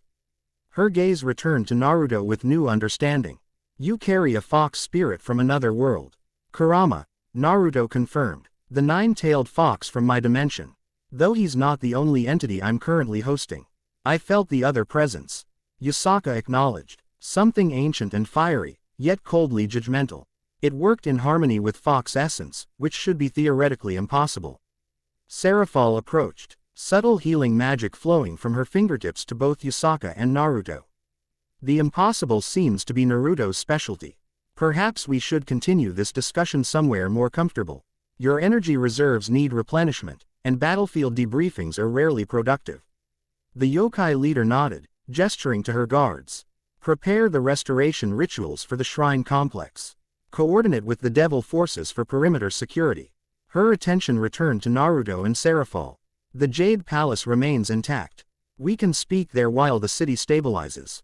The Jade Palace defied ordinary architectural classification. To human eyes, it appeared as a traditional Japanese imperial residence of exceptional quality. To supernatural perception, it revealed its true nature. A nexus of ley lines where the material world and spiritual realm overlapped, creating spaces that existed simultaneously in multiple planes of reality. Naruto sat across from Yasuka in a tea room whose sliding paper walls occasionally revealed glimpses of other dimensions. Cherry blossoms falling upward, moonlight flowing like water, forests where trees grew in mathematical patterns impossible in ordinary space. Serafall knelt beside him, having adopted traditional Japanese attire out of diplomatic respect for yokai customs. Yusaka, now recovered enough to maintain perfect composure, performed the tea ceremony with graceful precision. Her movements contained no wasted energy, each gesture flowing into the next with choreographic perfection honed over centuries of practice. You have questions, she stated rather than asked, serving tea that shimmered with subtle restorative magic. As do I. Perhaps we should begin with the most immediate. Why was my territory targeted for dimensional breach? The pattern suggests targeting by design, not chance, Serafall responded, accepting her tea with a formal bow. First the underworld, now Kyoto. Both locations connected to Naruto's unique energy signature. Connected how? Yusaka inquired, her golden eyes shifting to Naruto. I manifested the spirit of vengeance form for the first time in devil territory, he explained. And you share fox essence with Kurama. If something's hunting me across dimensions, then it's attacking places where your component energies resonate most strongly, Yusaka concluded. Quote, a concerning theory with troubling implications. It suggests whatever caused these breaches possesses awareness and strategy beyond mindless destruction. Naruto sipped the tea, feeling its restorative properties accelerating his already exceptional healing. During the sealing, you said you sensed something watching from the other side. What exactly did you perceive? Yusaka's expression darkened slightly, her composure momentarily revealing the weight of leadership she carried. Something vast, ancient beyond comprehension. It wasn't malevolent in any sense we would understand, more like a force of nature that views our reality as an aberration to be corrected. Abyss, Serafall identified, the same entity that attempted breach in the underworld. You know of this being? Yusaka asked sharply. Only through ancient records and recent experience, Serafall admitted. It predates our current cosmology, a consciousness from before the separation of dimensions that views ordered reality as a mistake to be unmade. The yokai leader absorbed this information with thoughtful consideration. The oldest yokai legends speak of a time before time, when existence was formless. Asian myths describe the first kitsune helping to establish boundaries between worlds by tricking chaos into defining itself, thus creating order through opposition. Different mythologies, similar concepts, Serafall noted. Most pantheons include some version of primordial chaos being bounded or tricked into accepting limitations. Which brings us back to you, Yusaka said, turning her full attention to Naruto. A being who carries fox essence yet wields chains of judgment. The spirit of vengeance is not known for coexisting peacefully with other entities, yet within you, it works in harmonic tandem with the fox spirit. The mythological implications are significant. Naruto set down his tea, meeting her gaze directly. I'm not interested in becoming anyone's mythological figure. I am still figuring out what I am and why I'm here. Yet prophecy has a way of finding certain vessels regardless of their personal inclinations, Yusaka observed, no judgment in her tone, merely statement of perceived fact. The Sage of Hell's armies was foretold to wield 9 aspects of judgment. Your manifestation aligns too precisely with these predictions to dismiss as coincidence. You know of this prophecy too? Naruto asked, surprised. All major supernatural factions maintain records of significant prophecies, Yusaka explained. Particularly those concerning existential threats. The prophecy of the sage is recorded in our archives as the chain-bearer of 9 flames who would bind what was sundered when the void hungers once more. Serafall raised an eyebrow. Interesting variation. Devil records describe chains of righteous judgment, rather than flames. Translation differences across millennia, Yusaka suggested. The essence remains consistent, a being of multiple natures wielding binding forces against primordial threat. Her gaze returned to Naruto, assessing him with newfound interest. What matters now is practical application, not prophetic interpretation. You possess abilities uniquely suited to our current crisis. That's putting it mildly, Serafall interjected. What you accomplished today goes beyond conventional sealing techniques. You didn't Saint close the breach, you restructured local reality to resist future incursion. Naruto frowned, still processing the implications himself. It wasn't entirely me, it required Yusaka's energy to catalyze the reaction. Which raises another significant point, the yokai leader noted. Our energies synchronized with unprecedented compatibility. Fox essence typically rejects foreign influences, it's what makes kitsune notoriously difficult to control or contain. Yet yours and mine achieved perfect harmonic resonance almost instantly. The unspoken implication hung in the air between them, a connection beyond tactical alliance. A resonance with potential consequences for both personal and political relationships. Serafall, ever the political strategist, recognized the developing dynamics immediately. Such natural compatibility between faction leaders could provide foundation for stronger devil-yokai relations, she observed with careful neutrality that didn't quite conceal her calculations. Assuming Naruto maintains devil affiliation, Yusaka countered smoothly. Fox essence calls to fox essence. The yokai realm might provide more natural accommodation for his unique nature.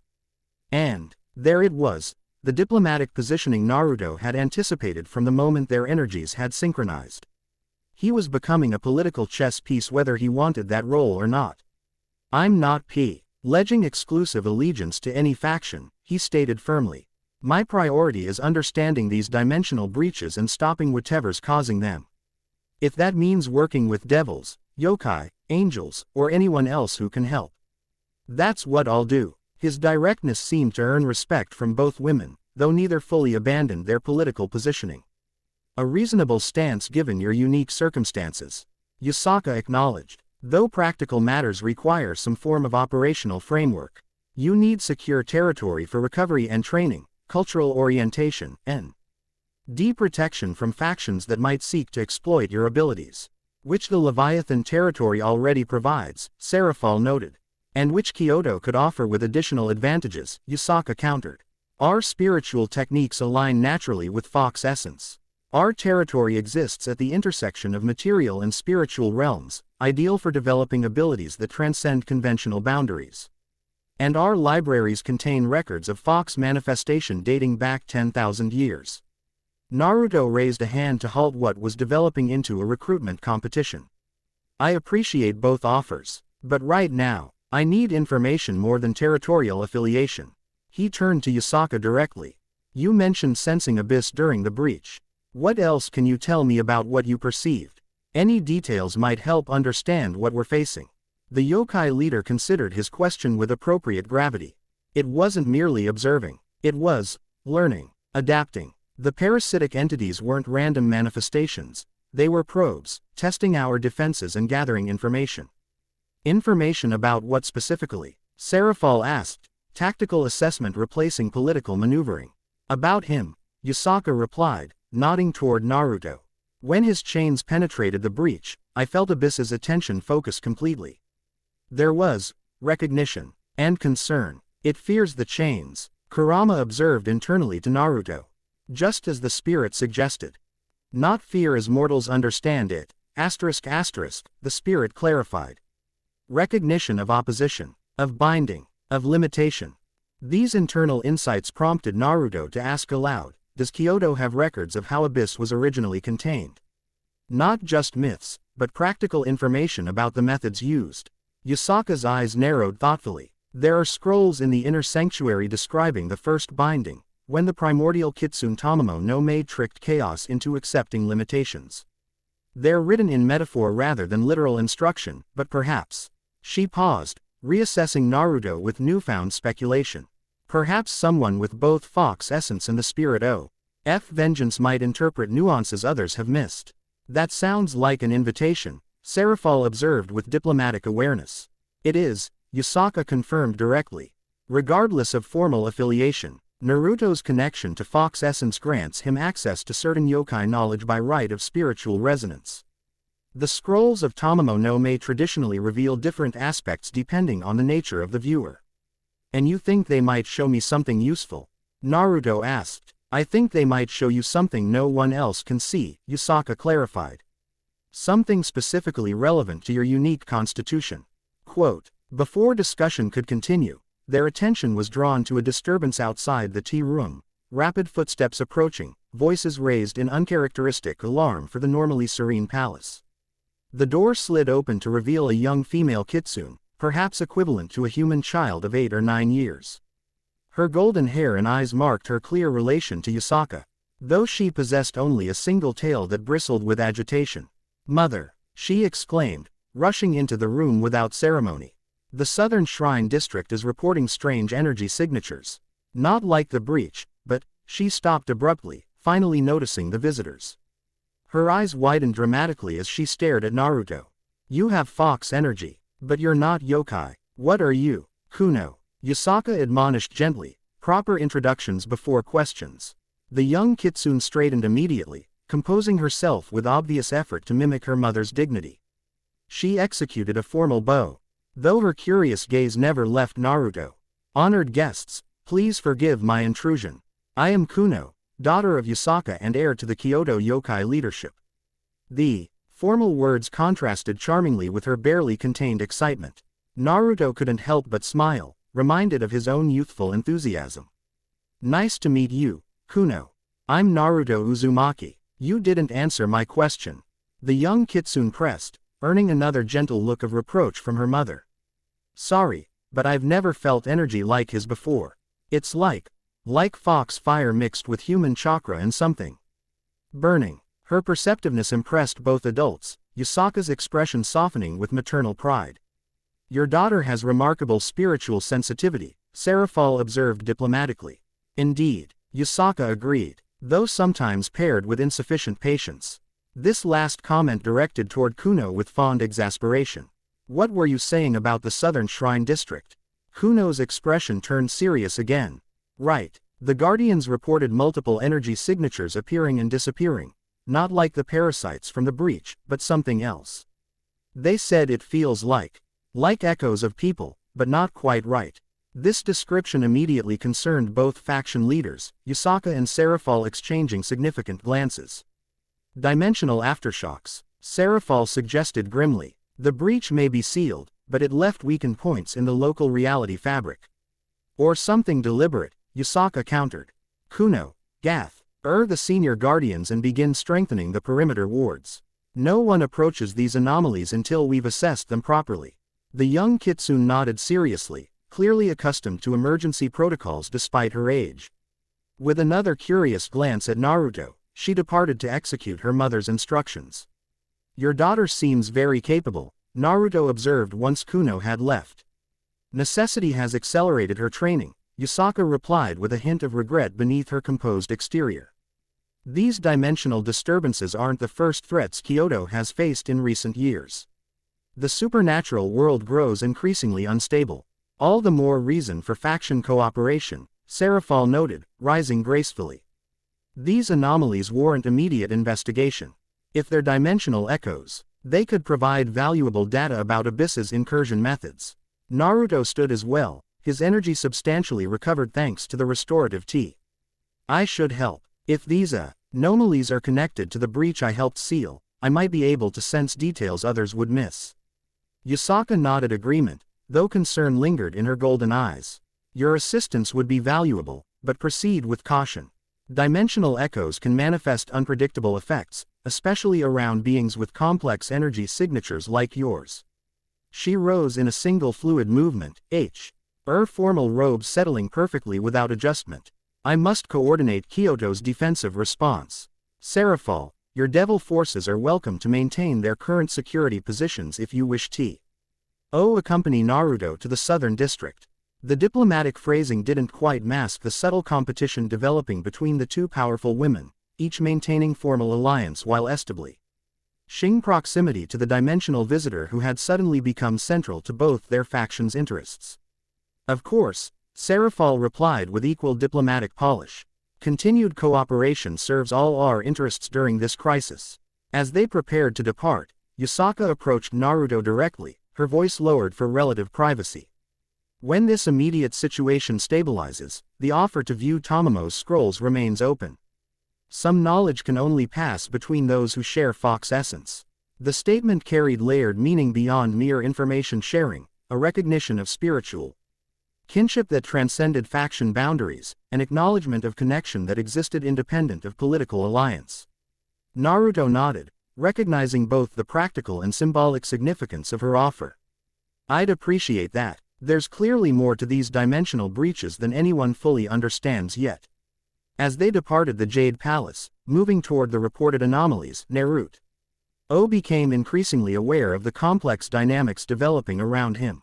Beyond the immediate tactical situation, beyond even the cosmic threat of Abyss, he had become the focal point of shifting political alliances and personal connections. Serafall walked beside him through Kyoto's streets, her expression thoughtful beneath the professional mask she maintained for public observation. Yusaka clearly recognizes your potential significance, she observed once they were beyond palace grounds. Fox essence creates bonds that transcend ordinary diplomatic relations. Is that concern I hear? Naruto asked directly. A small, genuine smile curved Serafall's lips. Observation, not concern. Multiple faction connections strengthen your position as an independent actor rather than diminishing your alliance with devil kind. Ever the political strategist, Naruto noted, though without criticism. It's who I am, she replied simply. Just as the Fox essence is part of who you are, a part that naturally resonates with Yusaka and her domain. The acknowledgement was surprisingly candid, revealing depth beneath Serafall's calculated exterior. Before Naruto could respond, however, they reached the southern shrine district where yokai guardians had established a perimeter around several shimmering distortions in reality.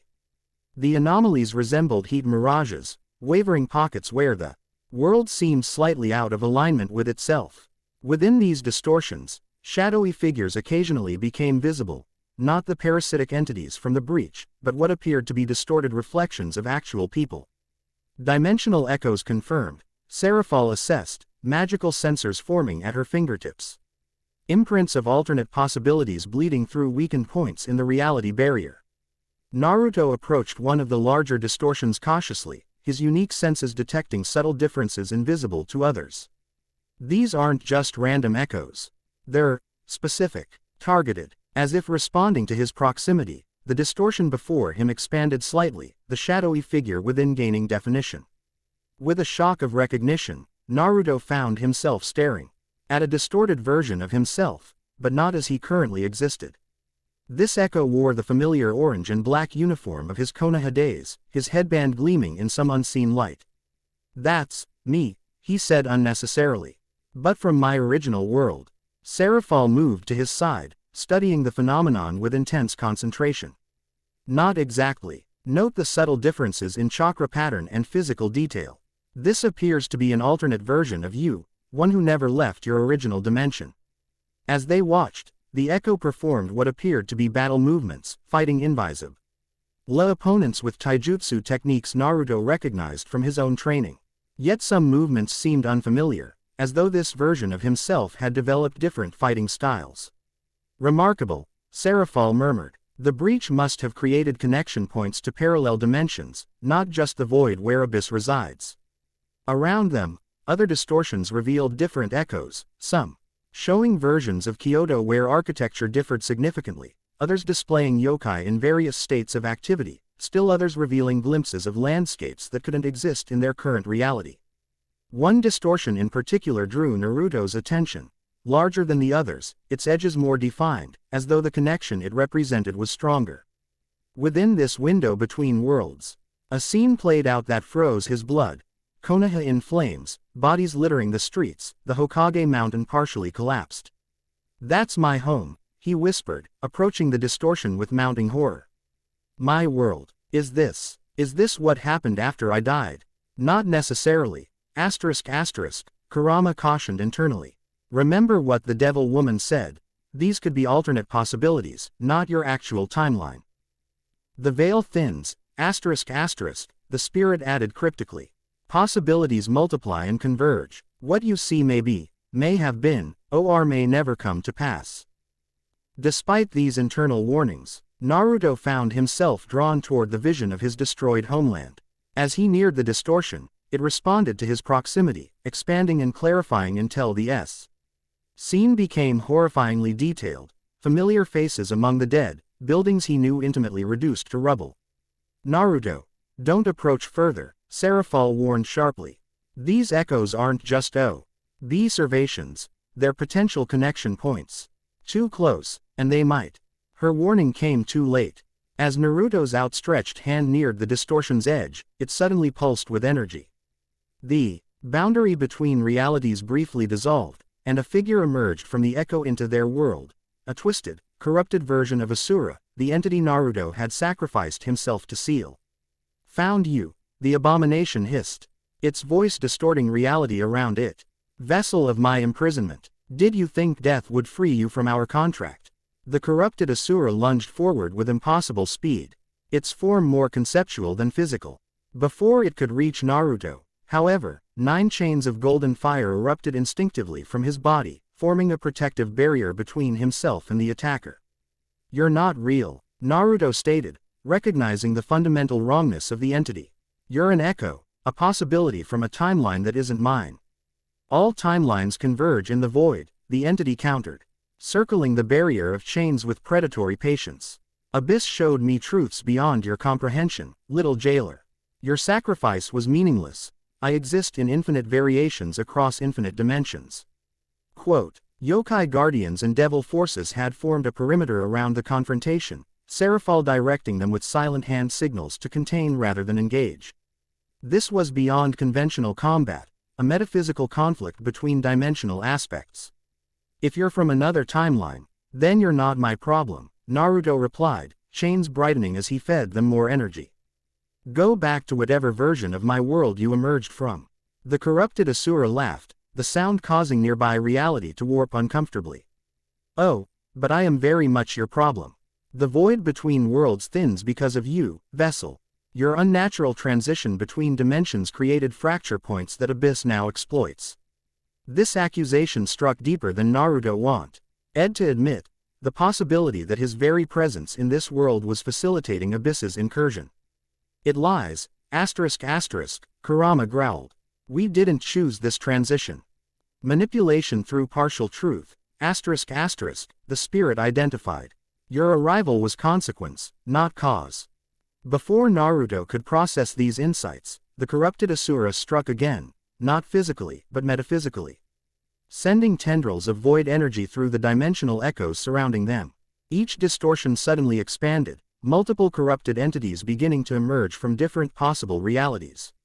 The breach may be sealed. The entity taunted, but the damage is done. Reality remembers where it was wounded.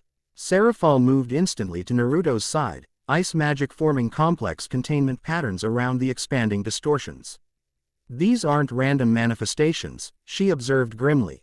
They're targeted specifically at you, dimensional variants of entities from your original world.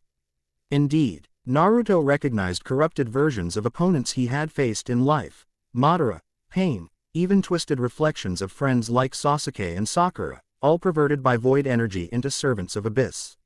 They're not just targeting me, Naruto realized with growing alarm. They're targeting Kyoto, using my personal connections to create breaches where Fox essence is strongest. Understanding Christ, allied into certainty, Abyss wasn't randomly attacking, it was strategically targeting locations with spiritual significance to Naruto's composite nature. The underworld where the spirit of vengeance manifested, Kyoto where Fox essence concentrated, and now his personal timeline where his human connections originated. We need to close all these echoes simultaneously, he decided, the tactical NJA reasserting itself through momentary doubt. Serafall, can your devils maintain a containment perimeter while I attempt a mass sealing? Yes, but these aren't conventional breaches, she cautioned. They're reality fractures drawn from your own timeline and personal connections. Sealing them may require more than power, it may demand reconciliation with aspects of your former existence. The corrupted Asura laughed again, the sound distorting nearby structures. She speaks truth, vessel. These fragments are part of you, your past, your connections, your failures. Deny them, and you only weaken the barriers between worlds further.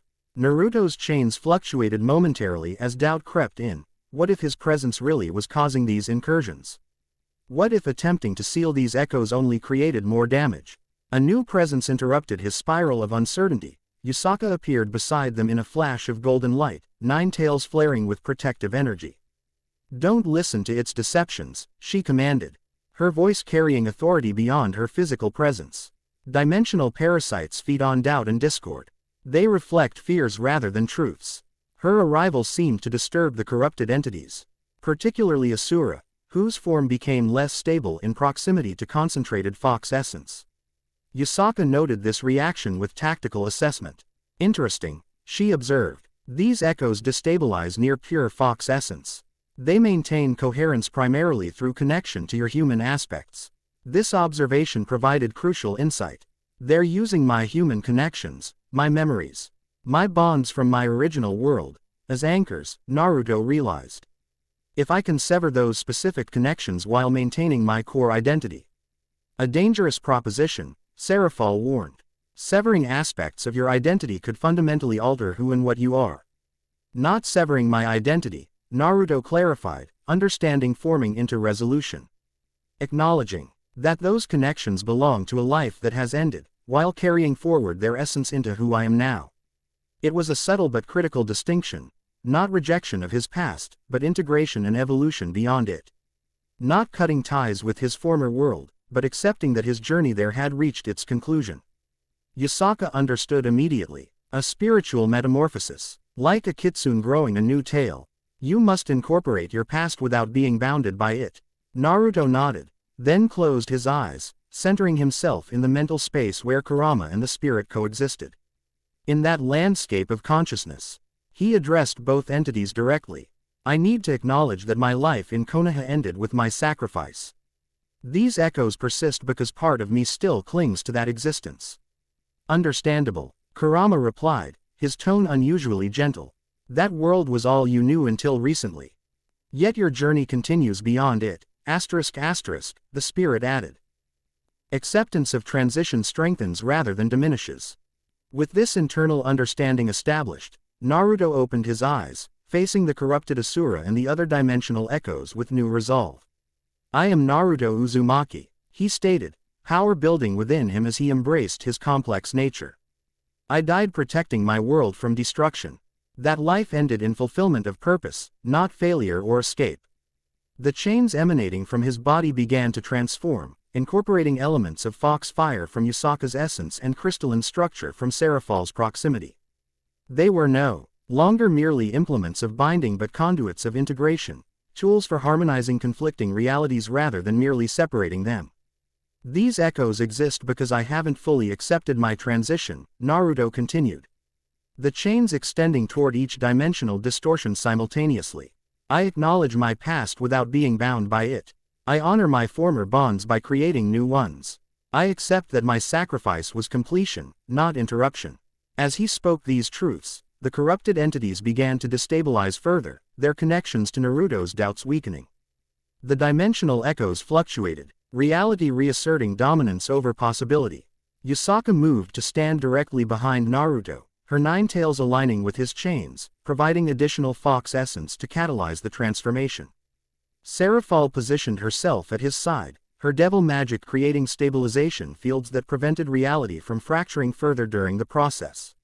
With their combined support, Naruto completed his metaphysical reconciliation. My name is Naruto Uzumaki. I am the nine-tailed rider. I accept my new existence without rejecting what came before. I am who I have always been, yet also something new. The declaration resonated across dimensional boundaries. His chains pulsed with transcendent energy, weaving through the distortions and drawing them closed like stitches in reality's fabric. The corrupted entities, including the Asura Echo, began dissolving back into the possibility streams from which they had emerged. This changes nothing, the fading Asura hissed defiantly. Abyss still comes. The void still hungers. You have only delayed the inevitable unmaking. Maybe, Naruto acknowledged, continuing to close the dimensional fractures methodically. But where I come from, we specialize in changing inevitable outcomes. With a final surge of combined energy, human determination, fox vitality, and vengeance's judgment, Naruto sealed the last echo. Reality rippled, then settled into proper alignment, the dimensional disturbances fading like morning mist under rising sun. The effort left him drained but fundamentally altered, not diminished by acknowledging his past life's conclusion, but strengthened through integration of that understanding into his evolving identity.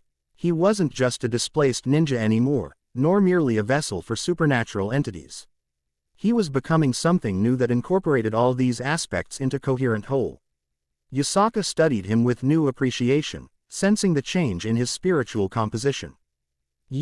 They achieved in moments what takes most kitsune centuries, integration of past aspects into evolved identity. Most impressive. Necessity accelerates development, Serafall observed, echoing Yusaka's earlier comment about her daughter with diplomatic acknowledgement. Naruto straightened, feeling his energy stabilizing into new patterns. Those echoes were targeted attempts to exploit my connection to my original world. Abyss is learning, adapting its approach based on previous failures, which suggests intelligence rather than mere instinctual hunger, Yusaka concluded grimly. A strategy. Void is far more dangerous than a mindless one. It also confirms you're specifically significant to its plans, Serafall added. These weren't random attacks, they were precisely calibrated to exploit your unique nature. The implications hung heavily between them. Naruto wasn't just collateral in this dimensional conflict, he was a primary target, perhaps even its central focus. The scrolls of Tamamo no may become even more relevant, Yusaka noted. If they contain insights about the first binding, they might reveal why Abyss targets you so specifically. Serafall nodded reluctant agreement. Yokai records of the original containment could provide crucial tactical advantages. I'll coordinate with Devil research divisions to cross-reference with our own archives. Their cooperatio demonstrated how the immediate threat transcended factional competition, though the underlying political positioning remained present beneath tactical alliance. As they began organizing recovery efforts, Naruto became aware of Kuno watching from nearby, her young face serious beyond her years as she observed the aftermath of metaphysical conflict. Excusing himself from the tactical discussion, he approached the young kitsune with a gentle smile. That was pretty intense, huh? He offered, crouching slightly to meet her eye level. Kuno nodded solemnly. Mother says dimensional disturbances are becoming more common. That soon, all yokai will need to know how to recognize and avoid them. She studied him with direct golden eyes that mirrored her mother's penetrating gaze. But you didn't avoid them. You fixed them. With help, Naruto clarified, glancing toward where Yusaka and Serafall continued their strategic discussion. Your mother's fox essence was crucial to sealing those echoes. But it was your chains that closed them, Kuno persisted with childlike directness. Mother's fox fire can create barriers, but not seal breaches completely. You're different. The observation, though simplified, cut to the heart of why Naruto had become so significant to the unfolding crisis. I'm still figuring out exactly how I'm different, he admitted honestly. Kuno considered this with surprising maturity. When young kitsune discover new abilities, the elders say we should practice in safe spaces first, then gradually test our limits. She looked up at him with unexpected compassion.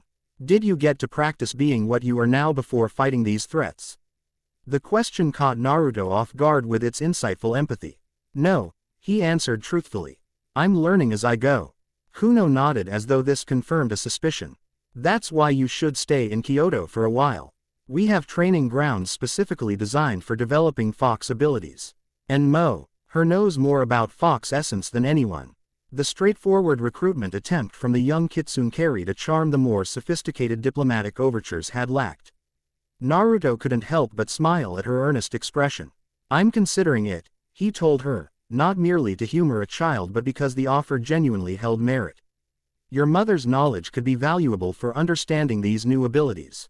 Kuno brightened immediately. Really? That would be amazing. I could show you all the best parts of Kyoto, and the secret yokai districts humans never see, and the training grounds where I'm learning to manifest my first real fox fire, and...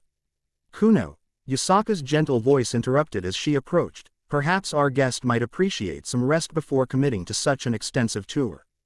The young kitsune composed herself with visible effort, though excitement still radiated from her posture. Of course, mother, I was merely offering cultural orientation assistance. Yusaka's expression softened with maternal affection. Indeed, and I'm certain Naruto appreciates your thoughtfulness. She turned to him directly. The immediate threat appears contained. But dimensional aftershocks may continue for several hours. It would be prudent for you to remain in Kyoto until we've confirmed complete stability. The practical suggestion carried obvious political implications, extending his presence in yokai territory while maintaining plausible tactical justification. Before Naruto could respond, Serafall joined their conversation with perfect diplomatic timing. A reasonable precaution, she conceded smoothly. I can coordinate devil forces to maintain perimeter security while you recover and assess the scrolls Yusaka mentioned. Information gathering remains our priority at this stage. Quote, her concession was strategic rather than submissive, acknowledging the practical value of yokai knowledge while maintaining her position in Naruto's developing network of alliances. Then it's settled, Yusaka concluded with subtle satisfaction. Naruto will remain in Kyoto temporarily for recovery, training, and research purposes. The Jade Palace can provide accommodations suitable for his unique requirements. Kuno barely contained her excitement at this development, while Serafall maintained diplomatic composure despite the minor political concession. Naruto, increasingly aware of the complex dynamics surrounding him, recognized both the practical benefits and the potential complications of this arrangement. I appreciate the hospitality, he said, addressing Yusaka directly. Especially access to information about fox essence and these dimensional threats. But to be clear, this is temporary research, not permanent relocation or exclusive allegiance. Of course, Yusaka acknowledged with graceful understanding. Knowledge should flow freely between allies during existential crisis. Your autonomy remains respected. As arrangements were finalized, Naruto found himself reflecting on how rapidly his existence in this new world was evolving. In mere days, he had gone from disoriented dimensional refugee to central figure in a cosmic conflict, forming connections with powerful beings across supernatural factions. Yet beneath the political maneuvering and prophetic speculation, something more fundamental was occurring. He was finding his place in this new reality not through rejection of his past, but through integration of all he had been with all he was becoming. Not Naruto the Konoha ninja, not merely a vessel for ancient entities. But something new forged from these combined elements. As they walked back toward the Jade Palace, Kyoto's ancient streets illuminated by foxfire lanterns that burned with spiritual significance beyond mere light. Naruto sensed he was moving not just through physical space but through a transition point in his developing identity. The nine-tailed rider, the chain-bearer of 9 flames, the sage of Hell's armies. Titles and prophecies aside, he remained fundamentally himself, determined, resilient, guided by principles that transcended dimensional boundaries. Whatever role destiny had planned for him in this cosmic conflict, he would face it as he had always faced challenges, with unwavering will and the strength drawn from connections to others. And as Kyoto's spiritual energy resonated with the fox essence he contained, as Yusaka's golden gaze assessed him with growing recognition, as Serafall's calculated alliance evolved toward genuine respect, Naruto realized he was no longer merely surviving in this new world. He was beginning to belong. Chapter 3 End. The End. I hope you enjoyed this episode. Remember to subscribe and like this video. See you in the next video.